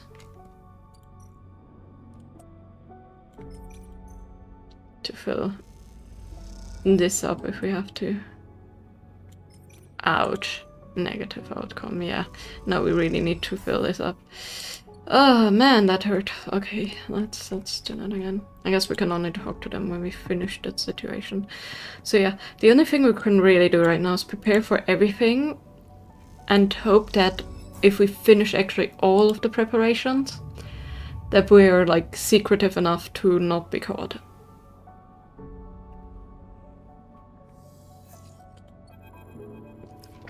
Saber Peak's waiting for you when you leave, but they look different, pale, drawn out. You need to come up the briar now. They don't meet your eye. What happened? Not here, Peek hisses. Come to the ship.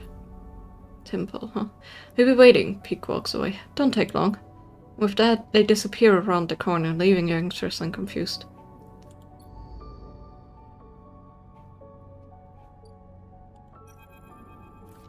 So you walk into Climbing Briar's cavernous bay, now filled with crates and containers. Ash is waiting for you. In front of her, sliced open, with its insides scattered across the top of a heavy-duty crate, is an object you recognize. Helen's drone. You freeze. Come in quickly. Pete nudges you into the bay, looking behind you before stealing the entryway. We have to start being careful. You move closer to the container, your eyes on the drone splayed out in pieces. Some parts of it hooked up with slate that he picks up and begins tapping away at as she looks up from the dissection. We caught it buzzing around nearby, heading for the ship. She leans over and taps the HA sigil on the removed piece of plating. It's a Havenach spy. We think we got it before it sent data back, but we can't be sure. Peek looks at you nervously. Ash cuts in. Have you noticed anyone watching you? Any drones like this? Anyone following you up to the briar?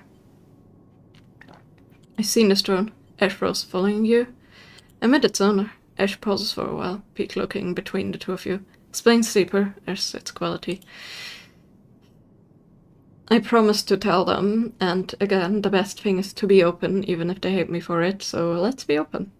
You explain that you meet with Helen at the corner and that you tell Ash and Peek about what she told you, that the Havenach Council are debating lifting the quarantine, but they are blocked by the hardliners. You speak faster and faster, but before you can finish, Ash walks away in anger and then comes back again, her eyes burning. What is this, Sleeper? Have you understood nothing from what we told you? She paces in front of you.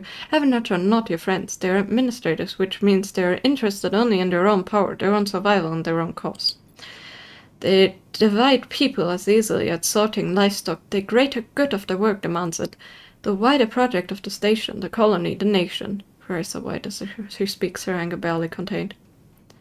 She wants to help, Ash thoughts. Help what, Sleeper? Under the mess of her own creation? She only wishes to placate you, so you compromise. So you do what is acceptable, not what's right.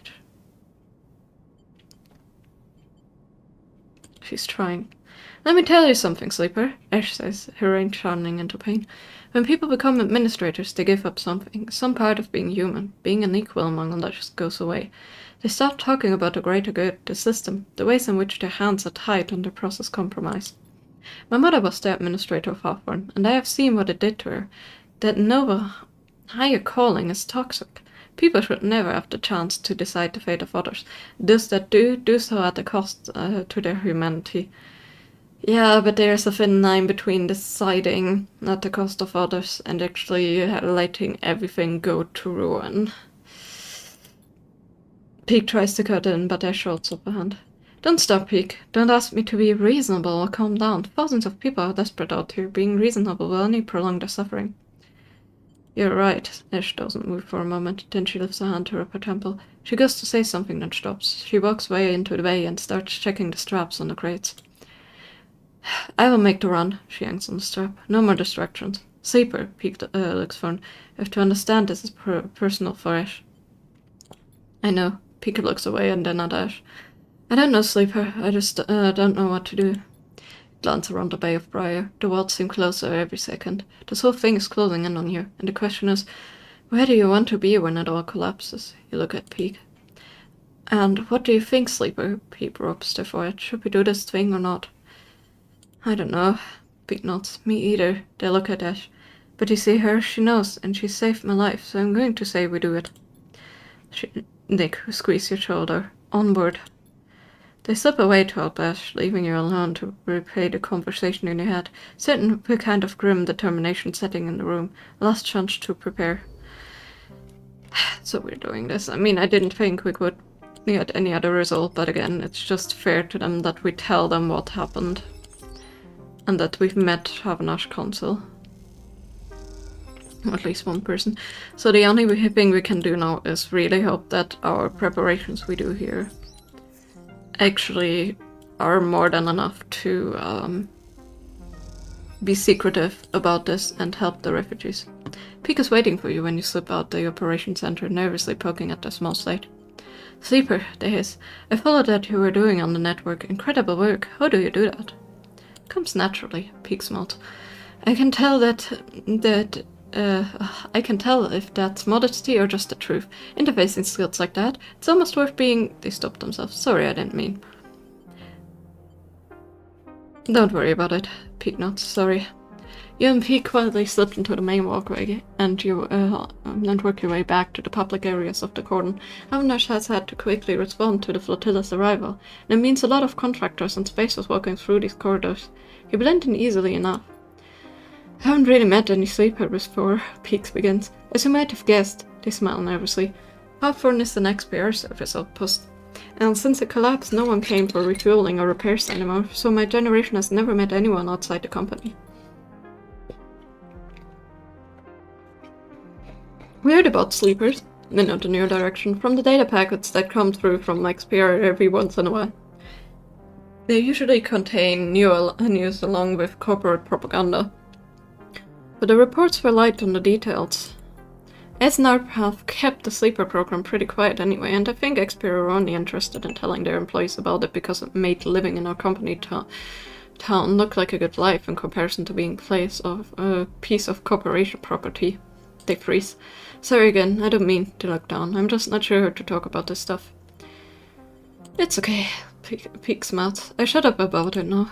You walk on a little further, the walkway becoming busier. You both relax a little more and grow with the flow of people. I just want to say I think I understand. They begin again. Clearly this has been on the mind. Understand you need to escape to free of it all. They laugh at themselves. The structure, the system, the company, horizons in a company town. They stare ahead. The small places, small corridors, small people. They look away. The slow death it brings. That's it. They turn to you. You get why you signed up to be a sleeper and why you escaped from that too. Stay silent. Peak looks away. There's altogether too much running through your head. Too much to say. You walk in silence again, each of you in their own thoughts, but moving together through space nonetheless. After a while you come to an entrance to the cordon, where handfuls of workers and crew filter in and out through two huge loading bay doors. Peak stops. Okay, then pauses. I'm heading back to the Briar. Once again, incredible work on the sensors. The blind spot you created, that should give us a real advantage. See you soon. They head off, disappearing into the crowd almost immediately, outrunning their own nervousness. Okay. So we have to wait for the cycles to end, but I think that should be all when it comes to that kind of stuff. Let's do some work at the stacks. And get some food. And then let's see how much further we can go with this. And if the plan will actually work out. Okay. 2 times food and then 1 time sleep. Let's do this.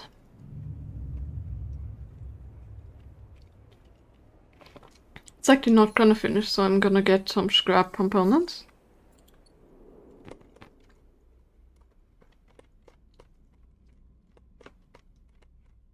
I also wanna look that we really have everything. Okay, we do. It looks like we do.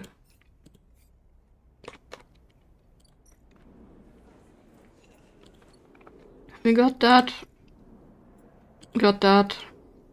and we got that, all without Havanash being suspicious about us. I mean, you know, besides the member that already knows, but that's a different kind of thing. So I do wanna... I need 2 scraps. At least. Then I wanna use the last one on another thing, working on another quest that we kind of still have.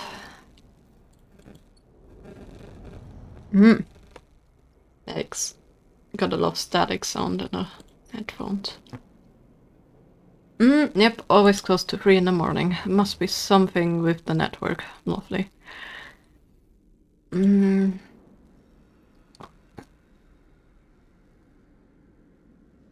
It's a circle speaking with someone remotely. Is there another job coming? Maybe.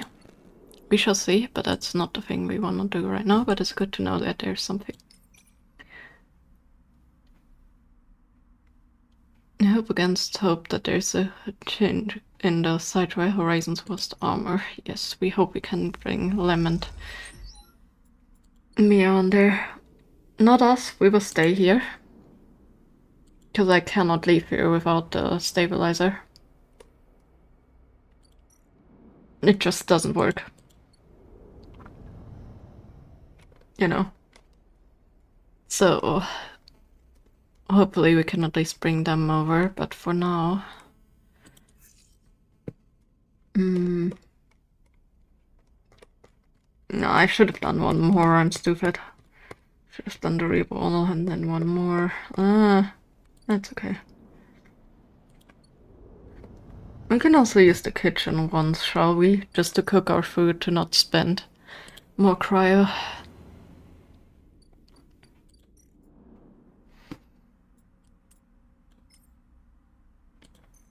Pretty okay. I mean, pretty good. Just in a bit of a pickle story-wise. So let's hope things turn out well, but pretty good. Hope you got everything done you need to get done and things like that. The static thing. It's always around the same time, I found.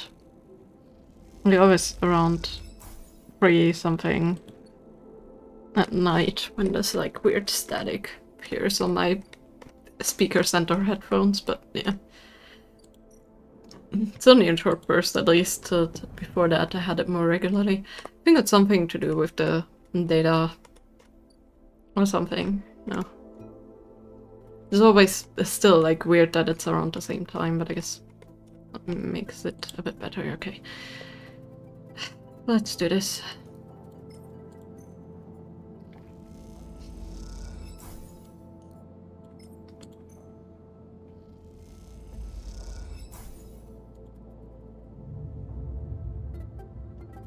Let's see where it leads us. I'm nervous.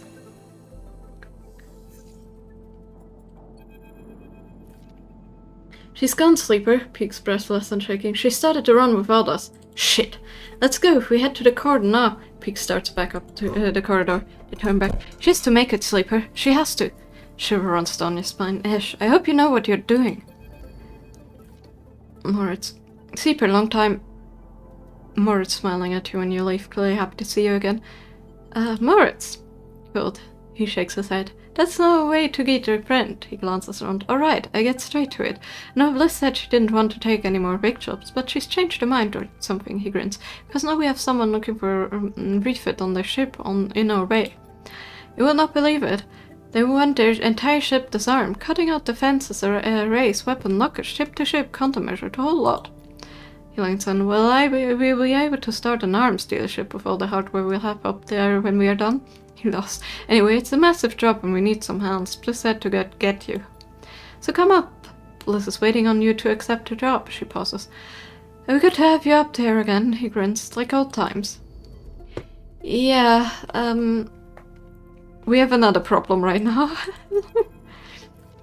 You arrive frantic and anxious at the corner. Peek's nowhere to be seen.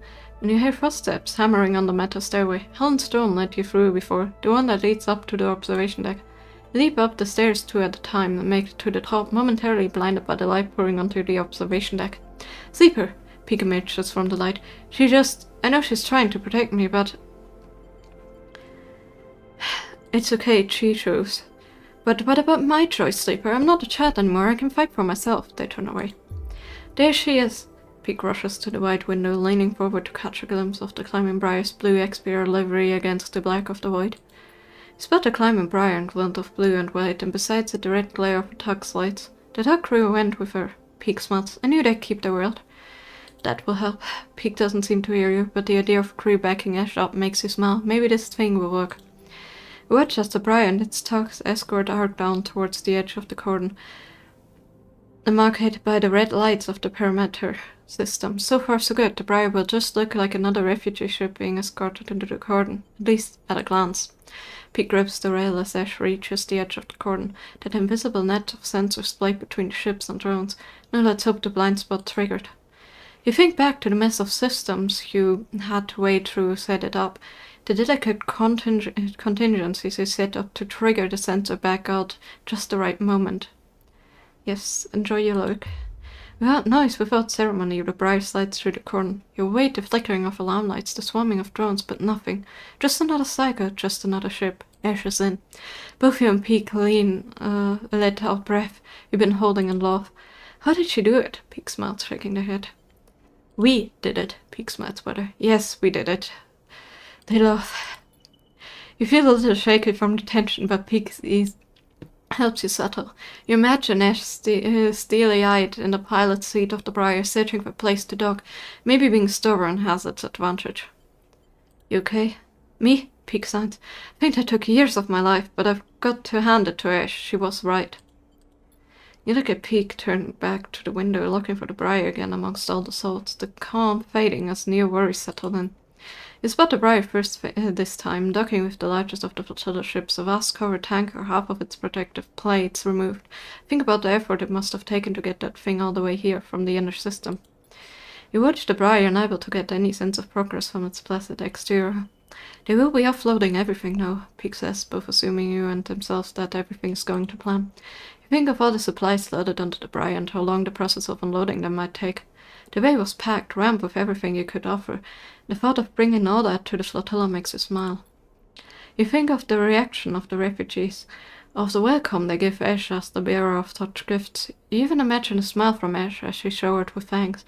Focus on that as you watch the Briar. Continue the nervous wait for it to finish unloading. It's breaking off, Peak points at the Briar, and you see the puff of air and dust that accompanies an emergency depressurization. Ash must have ended things early, but why? Then you see them, the facts closing in on the Briar. Havenach must have spotted the ship. You and Peak are up against the window again, well in the Briar's safe path out of the flotilla. Suddenly the Briar shifts in space. Blue blur between two hulks, Peak whistles. Look at that, I smile at you. Looks like those upgrades we put together work. You watch as Ash cuts through the crowd of flotilla, the folks not daring to follow her dangerous path and pulling away. It's hard to keep track of the Briar, and suddenly both you and Peak are searching the bag for a sign. Where's she gone? Then all of a sudden she saw, blue against the black, pulling away from the corn on a wide arc back towards the station. A clean run. Peak cheers and smiles at you. We did it. She's out. They beam on control at you. The tension releases. You find yourself smiling too, smiling at these two beautiful idiots and a beautiful ship. Then Peak is hugging you, squeezing you with all the nervous energy that had been building. Thank you, Sleeper. We did this together. They step back, still smiling. We did something. Come on, let's rush out of the observation deck. Let's meet her.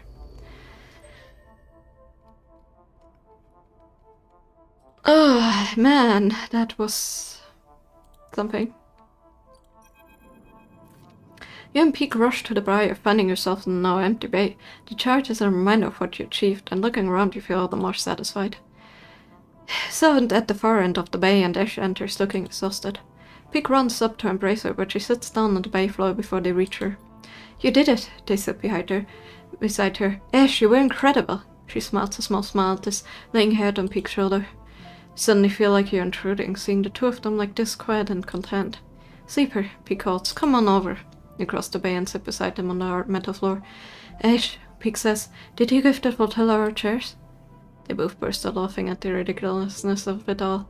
All the exhaustion, the worry, and everything else. You laugh too, it's impossible not to, and after a while you all come to a stop, Peak wiping their eyes and Ash shaking her head. You would have loved to see it, Sleeper, Ash says quietly. The welcome I got. They came to greet the ship once I docked, to offload the supplies. Told them I was coming, of course, as soon as I got inside the corn. But there were so many children, families. They were smiling at me, shaking my hand. Oh, that's so cute. So was there too, Peak. He's just as gruff as he sounds over comms, she smiles. They took it all, crate after crate, until the ship was emptied out, Ash looks away. But there were so many, and even with everything we managed to bring, they need more. They made me promise I would try to come back. Ash, Peak shakes their head. You know we can't do that twice. Ash stands up. What are we supposed to do? Wait for them to lift the quarantine? She's angry again, that familiar tension rising in her voice. Peak tries to pull her back down. Sit, Ash. Rest. You have done enough for today. Don't, Peak.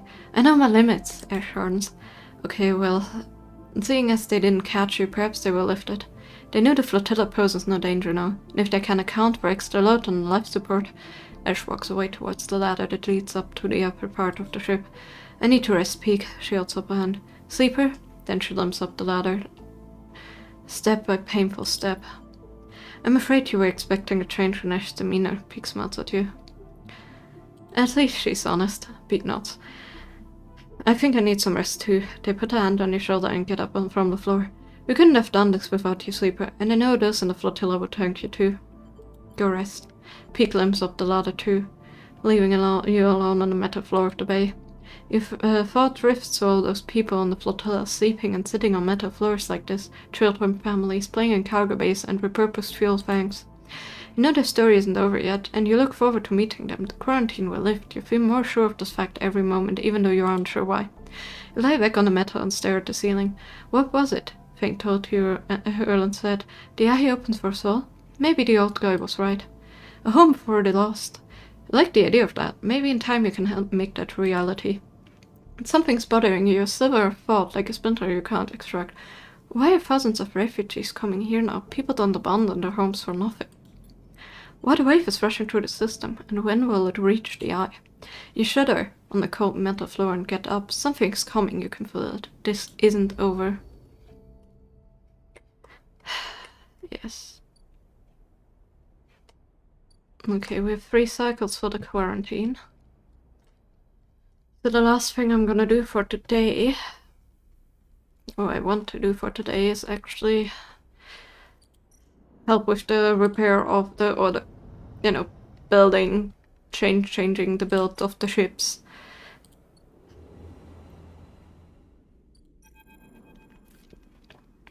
When you enter the bay, it's weirdly quiet. Moritz must be out on some errand, and maybe Bliss is preparing the kid. Sleeper, and Kito's drifting ahead one side of the bay. You missed her completely when you came in. The idea of not seeing Ankita when you enter the room would have seemed unlikely to you several cycles ago, but seeing her without her armor seems smaller, less imposing. What are you doing here? Was about to ask you the same thing. She kicks up the wall and comes a little closer. So what's this? She asks. Come to avenge Ashnor's Sleeper? Or just looking for another payout? Her anger is familiar but quieter than before. I don't want to fight. Then why are you here? She looks away. And you can tell her anger isn't directed at you in particular. It radiates off her like fire. You better be ready to sign, comes a shout from bay entrance, because I've only got my best repair tech coming up here, especially, and they are going to. Bliss guides in and suddenly stops herself when she sees you and Akita standing off. Oh, Sleeper, you're already here. Miss Gazzetta, this is the tech I was telling you about, best on the whole. She stops looking between the two of you. Wait, you two know each other?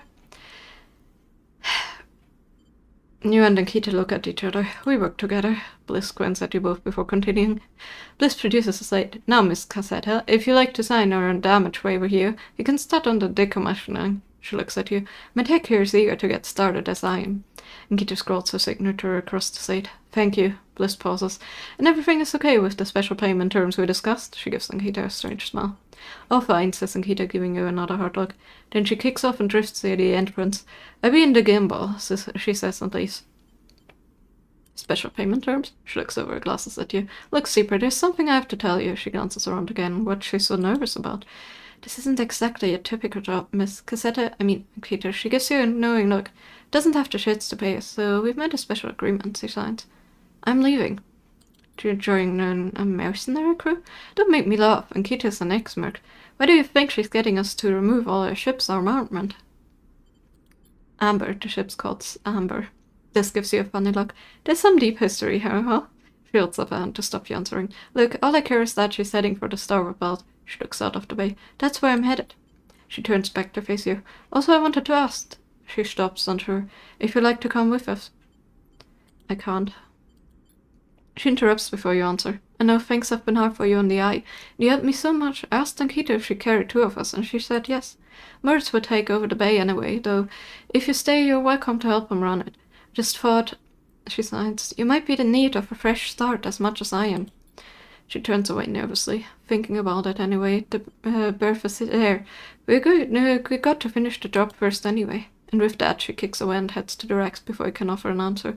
Moments later, Moritz enters with a new cutting torch for the disarming of the ambergris. The starboard belt, you pushed your thoughts to the back of your mind. Time to get to work. We are not leaving. We have so many more opportunities here to set things, to make things right, and I really don't want to give that up. Kind of thought that may happen, that's okay. As long as we get a little bit of progress every time. Oh, okay. Neutral I didn't expect, that's nice. Amber looks better than she ever has before. Bliss has done an incredible job of cleaning up the hall, and despite the exterior changes being limited, she has the impression of being lighter, so much sleeker than before. Merst drifts by. He has been loading up the final equipment onto Amber. Turns out Ankita will be taking her weapons, but packed and ready to sell at the first starboard belt port she hits. But now that Moritz is done, he seems in a kind of daze, looking back and forth aimlessly. You okay, Moritz? What's that? He turns. Oh, right, yeah, packed and stacked. He smiles a weak smile. Was hoping Miss Cassetta would let me keep a word. What do you think of her? Miss Cassetta? He strokes. She seems tired, and old, like older than she looks. Hey, Sleeper, he looks down. Did you know Bliss was leaving? You understand now. She told him, that's why he's like this. I did. He nods distractedly. She said this place is mine. He looks up around the bay like it's suddenly some vast space he doesn't know what to do with. Can you manage it? He looks down at you, a glazed look on his face. A glazed look on his face. I don't know. I just don't know. A dark look suddenly crosses her face. Hey, Sleeper, there was something Bliss said. He meets your eye. Are you going to? Before you can answer, Ankita glides to the bay, my massive crate on her shoulder. Sleeper, you coming or what? Bliss is already on board. She stops by the terminal, looking herself in place. Morris looks at her with a dazed expression. You look at Ankita, she's keeping it together now. She's packed all those bad feelings down someplace where you never see them, and built a tough foundation on top. She may not be a mercenary anymore, but you imagine most people would think twice before trying to cross her. Well, she looks at you. I'm not eager to spend another moment of my time on the station unless I have to. She pauses, looking between you and Moritz. She sighs. I give you a minute, and she kicks off at the crate and taking to the end of the bay where the amber sits docked. You look back at Moritz. I'm staying. Moritz looks like he might pass out. Sleeper, are you sure? Are you doing this for me? The bay needs me. It does. Couldn't leave me alone with the place in the end, huh? He lost again. Ankita comes back across the bay to find a crate stowed. You staying then, Sleeper? I'm staying. She nods. Well, okay then. One less mouth to feed. She pauses. Look, Sleeper, I'm not going to go back over everything that happened. She sighs. I'm trying to put that behind me, but I hope you find what you're looking for here. She smiles and kicks off, gliding to the ambergris and the starboard belt beyond. You both watch in silence as Amber eyes fired up. I guess this is our place now, says Moritz, the weight of everything suddenly hitting him. Your place, he smiles. Okay, but I need some help from time to time. You both stay for a while to watch Amber and Bliss and Ankita leave, and then Moritz goes to the racks to finally implement a new organizational system, and you head out, promising to be back to check on things soon. As you glide around the soft curve of the hub, you catch glimpses of the distant stars flickering through the windows. They are beautiful, it's true, but by now you think of them as distraction. In your time on the Eye, you've realized there's nothing but they're waiting for you. No fresh stars and no bright futures, just a whole load of problems you haven't found yet. No, your place is here among the people you know and the problems you know. You wish Ankita and Bliss the best of luck out in the belt, but as you do, you focus on the Eye, the vast spinning rim that rotates around its hub, on its buildings and flashing lights, on its people and places. This is your home, and for now, it contains all the futures you need. Indeed. And that's the second undying. And thank you again for the stretch redeem.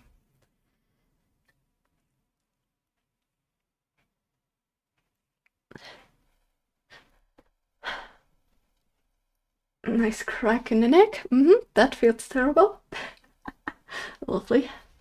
But yeah, we're of course gonna continue. We're not gonna leave. Next round is yours. Morris arrives at the table with a couple of steel drink canisters, typical of the hubs on the bar at the Jumbo Lounge. He sets into the webbings beside the table and clunks them down onto the magnetic table. This place you've decided is ridiculous. A rapidly spinning cavernous sphere, the gimbal weak gravity, just like the gravity at the Eye's rim, is created by its gut-wrenching rotation. The interior surface of the sphere is the gimbal's floor, which descends towards the equator, where one long bar loops around the entire circumference. Tumbling out from the central ring are an array of booths and seating arrangements equipped with all kinds of harnesses and webbing to keep customers in place. Stupid idea, by the way, to make a bar like that. Those harnesses are here because the gimbal doesn't quite spin up fast enough, and you watch as the clientele bounces towards the bar in lazy arcs, or shift from table to table with graceful leaps. What are you thinking? Asked Moritz, noticing you staring into the gimbal. How weird this place is. Moritz glances around as if for the first time. Yeah, but it's never used to like coming here. Moritz takes a drink and stretches. So, Steeper, you sticking around? If you have me, Moritz nods. Of course I'm going to need help on the bay. Moritz rubs the back of his head. One cycle at a time, that's how we take it. Nice and easy. You're unsure if he's talking to himself or you. So let's start already, Moritz laughs. Alright. He lifts a string for a toast. To the next cycle, he pronounces and knocks it back. Later, when you finally leave the gimbal, Moritz is still laughing. You help him out of the spinning gimbal and back into the hub, sending him on his way home to the bay. Then you pause for a moment to watch the stars as they spin and spin around the eye. You smile to yourself and think of Bliss and Kita out there somewhere among those points of light. To the next cycle. Amazing. But yeah. We can now only do component repair, but that's okay. Now of course we still have the side rail dock where I guess we'll find a way on board, but not now. Next time.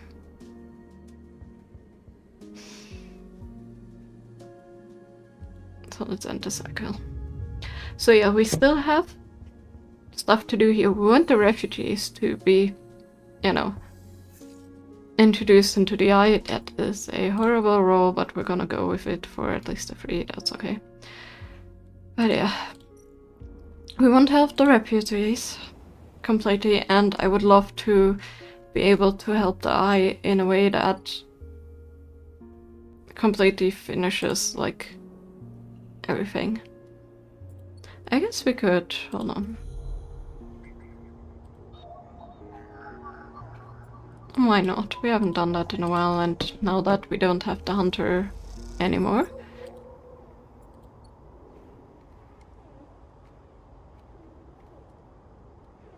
It doesn't really matter too much.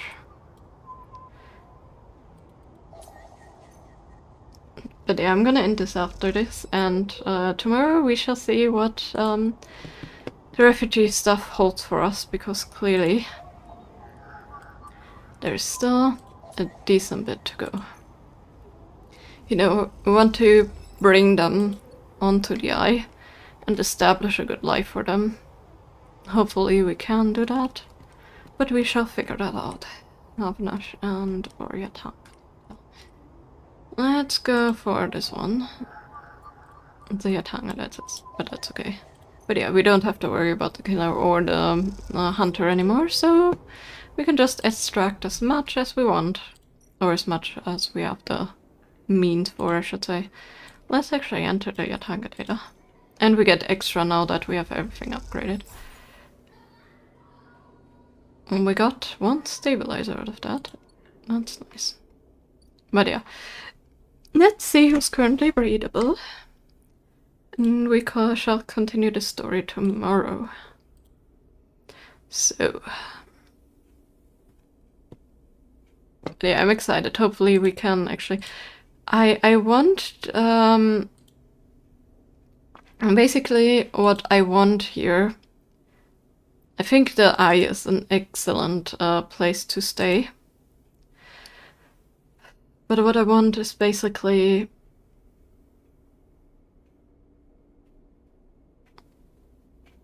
to, like, make the eye a livable place for refugees and hope that all of the people can work together to make the eye better. Would be amazing if the Greenbelt could completely connect back without the gap.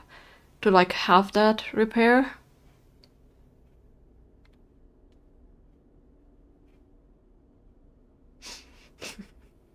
I love that the streamer just who looked on, hey, we're playing Minecraft, but also I get the Minecraft McFlurry ad thing. Isn't that lovely? Okay, We have options. But I think the best one, because I want to play that too. Technically, I would say Split Fiction, though I really want to not spoil myself. What is Madame Juniper up to? Okay, they're working more on the wings on their vampire. Vampirium large cross stitch. Why not? Let's rate them. So for those who don't know Madame Juniper, they are mainly doing cross stitch, but also knitting, needle punching, things like that, all kinds of fiber arts. Also some other crafts sometimes, very rarely gaming, like very rarely. But yeah, mostly fiber arts, mostly a very cozy stream. They always have a puzzle top pinned on their page, so you can puzzle if you want to like do something on the side while you watch the stream. Just very relaxing overall. And yeah, I will be back tomorrow, and again, my wish really is to make the IE a good livable place. I kind of knew from the beginning with how people like accepted us, opened up to us here, that I thought I would stay from the beginning. Like, I thought this would be the final destination. There was still like a little thought if it would have worked with like escaping to a new system, completely new system with the ship. But considering they basically scammed the workers of that, well, that's a thing. I'm still going to try to find a place on the side rail for Lem and Mina, because that's their only hope. But again, I cannot leave because I need stabilizer. And also I have to hope with all that we changed, with all the things we got involved in, like, people have tried before, but they just needed the help of us to like finish what they planned. Like, they needed our ability as sleeper to get the data and things like that to fix everything on the thing so far. That includes the Nyatanga stuff where we helped. This includes the Havanash betrayal stuff that we did in the beginning. And of course the refugees. So I think we can really make a change here, and I want to keep that up. But anyways, I hope you all will have a lovely end of your day today.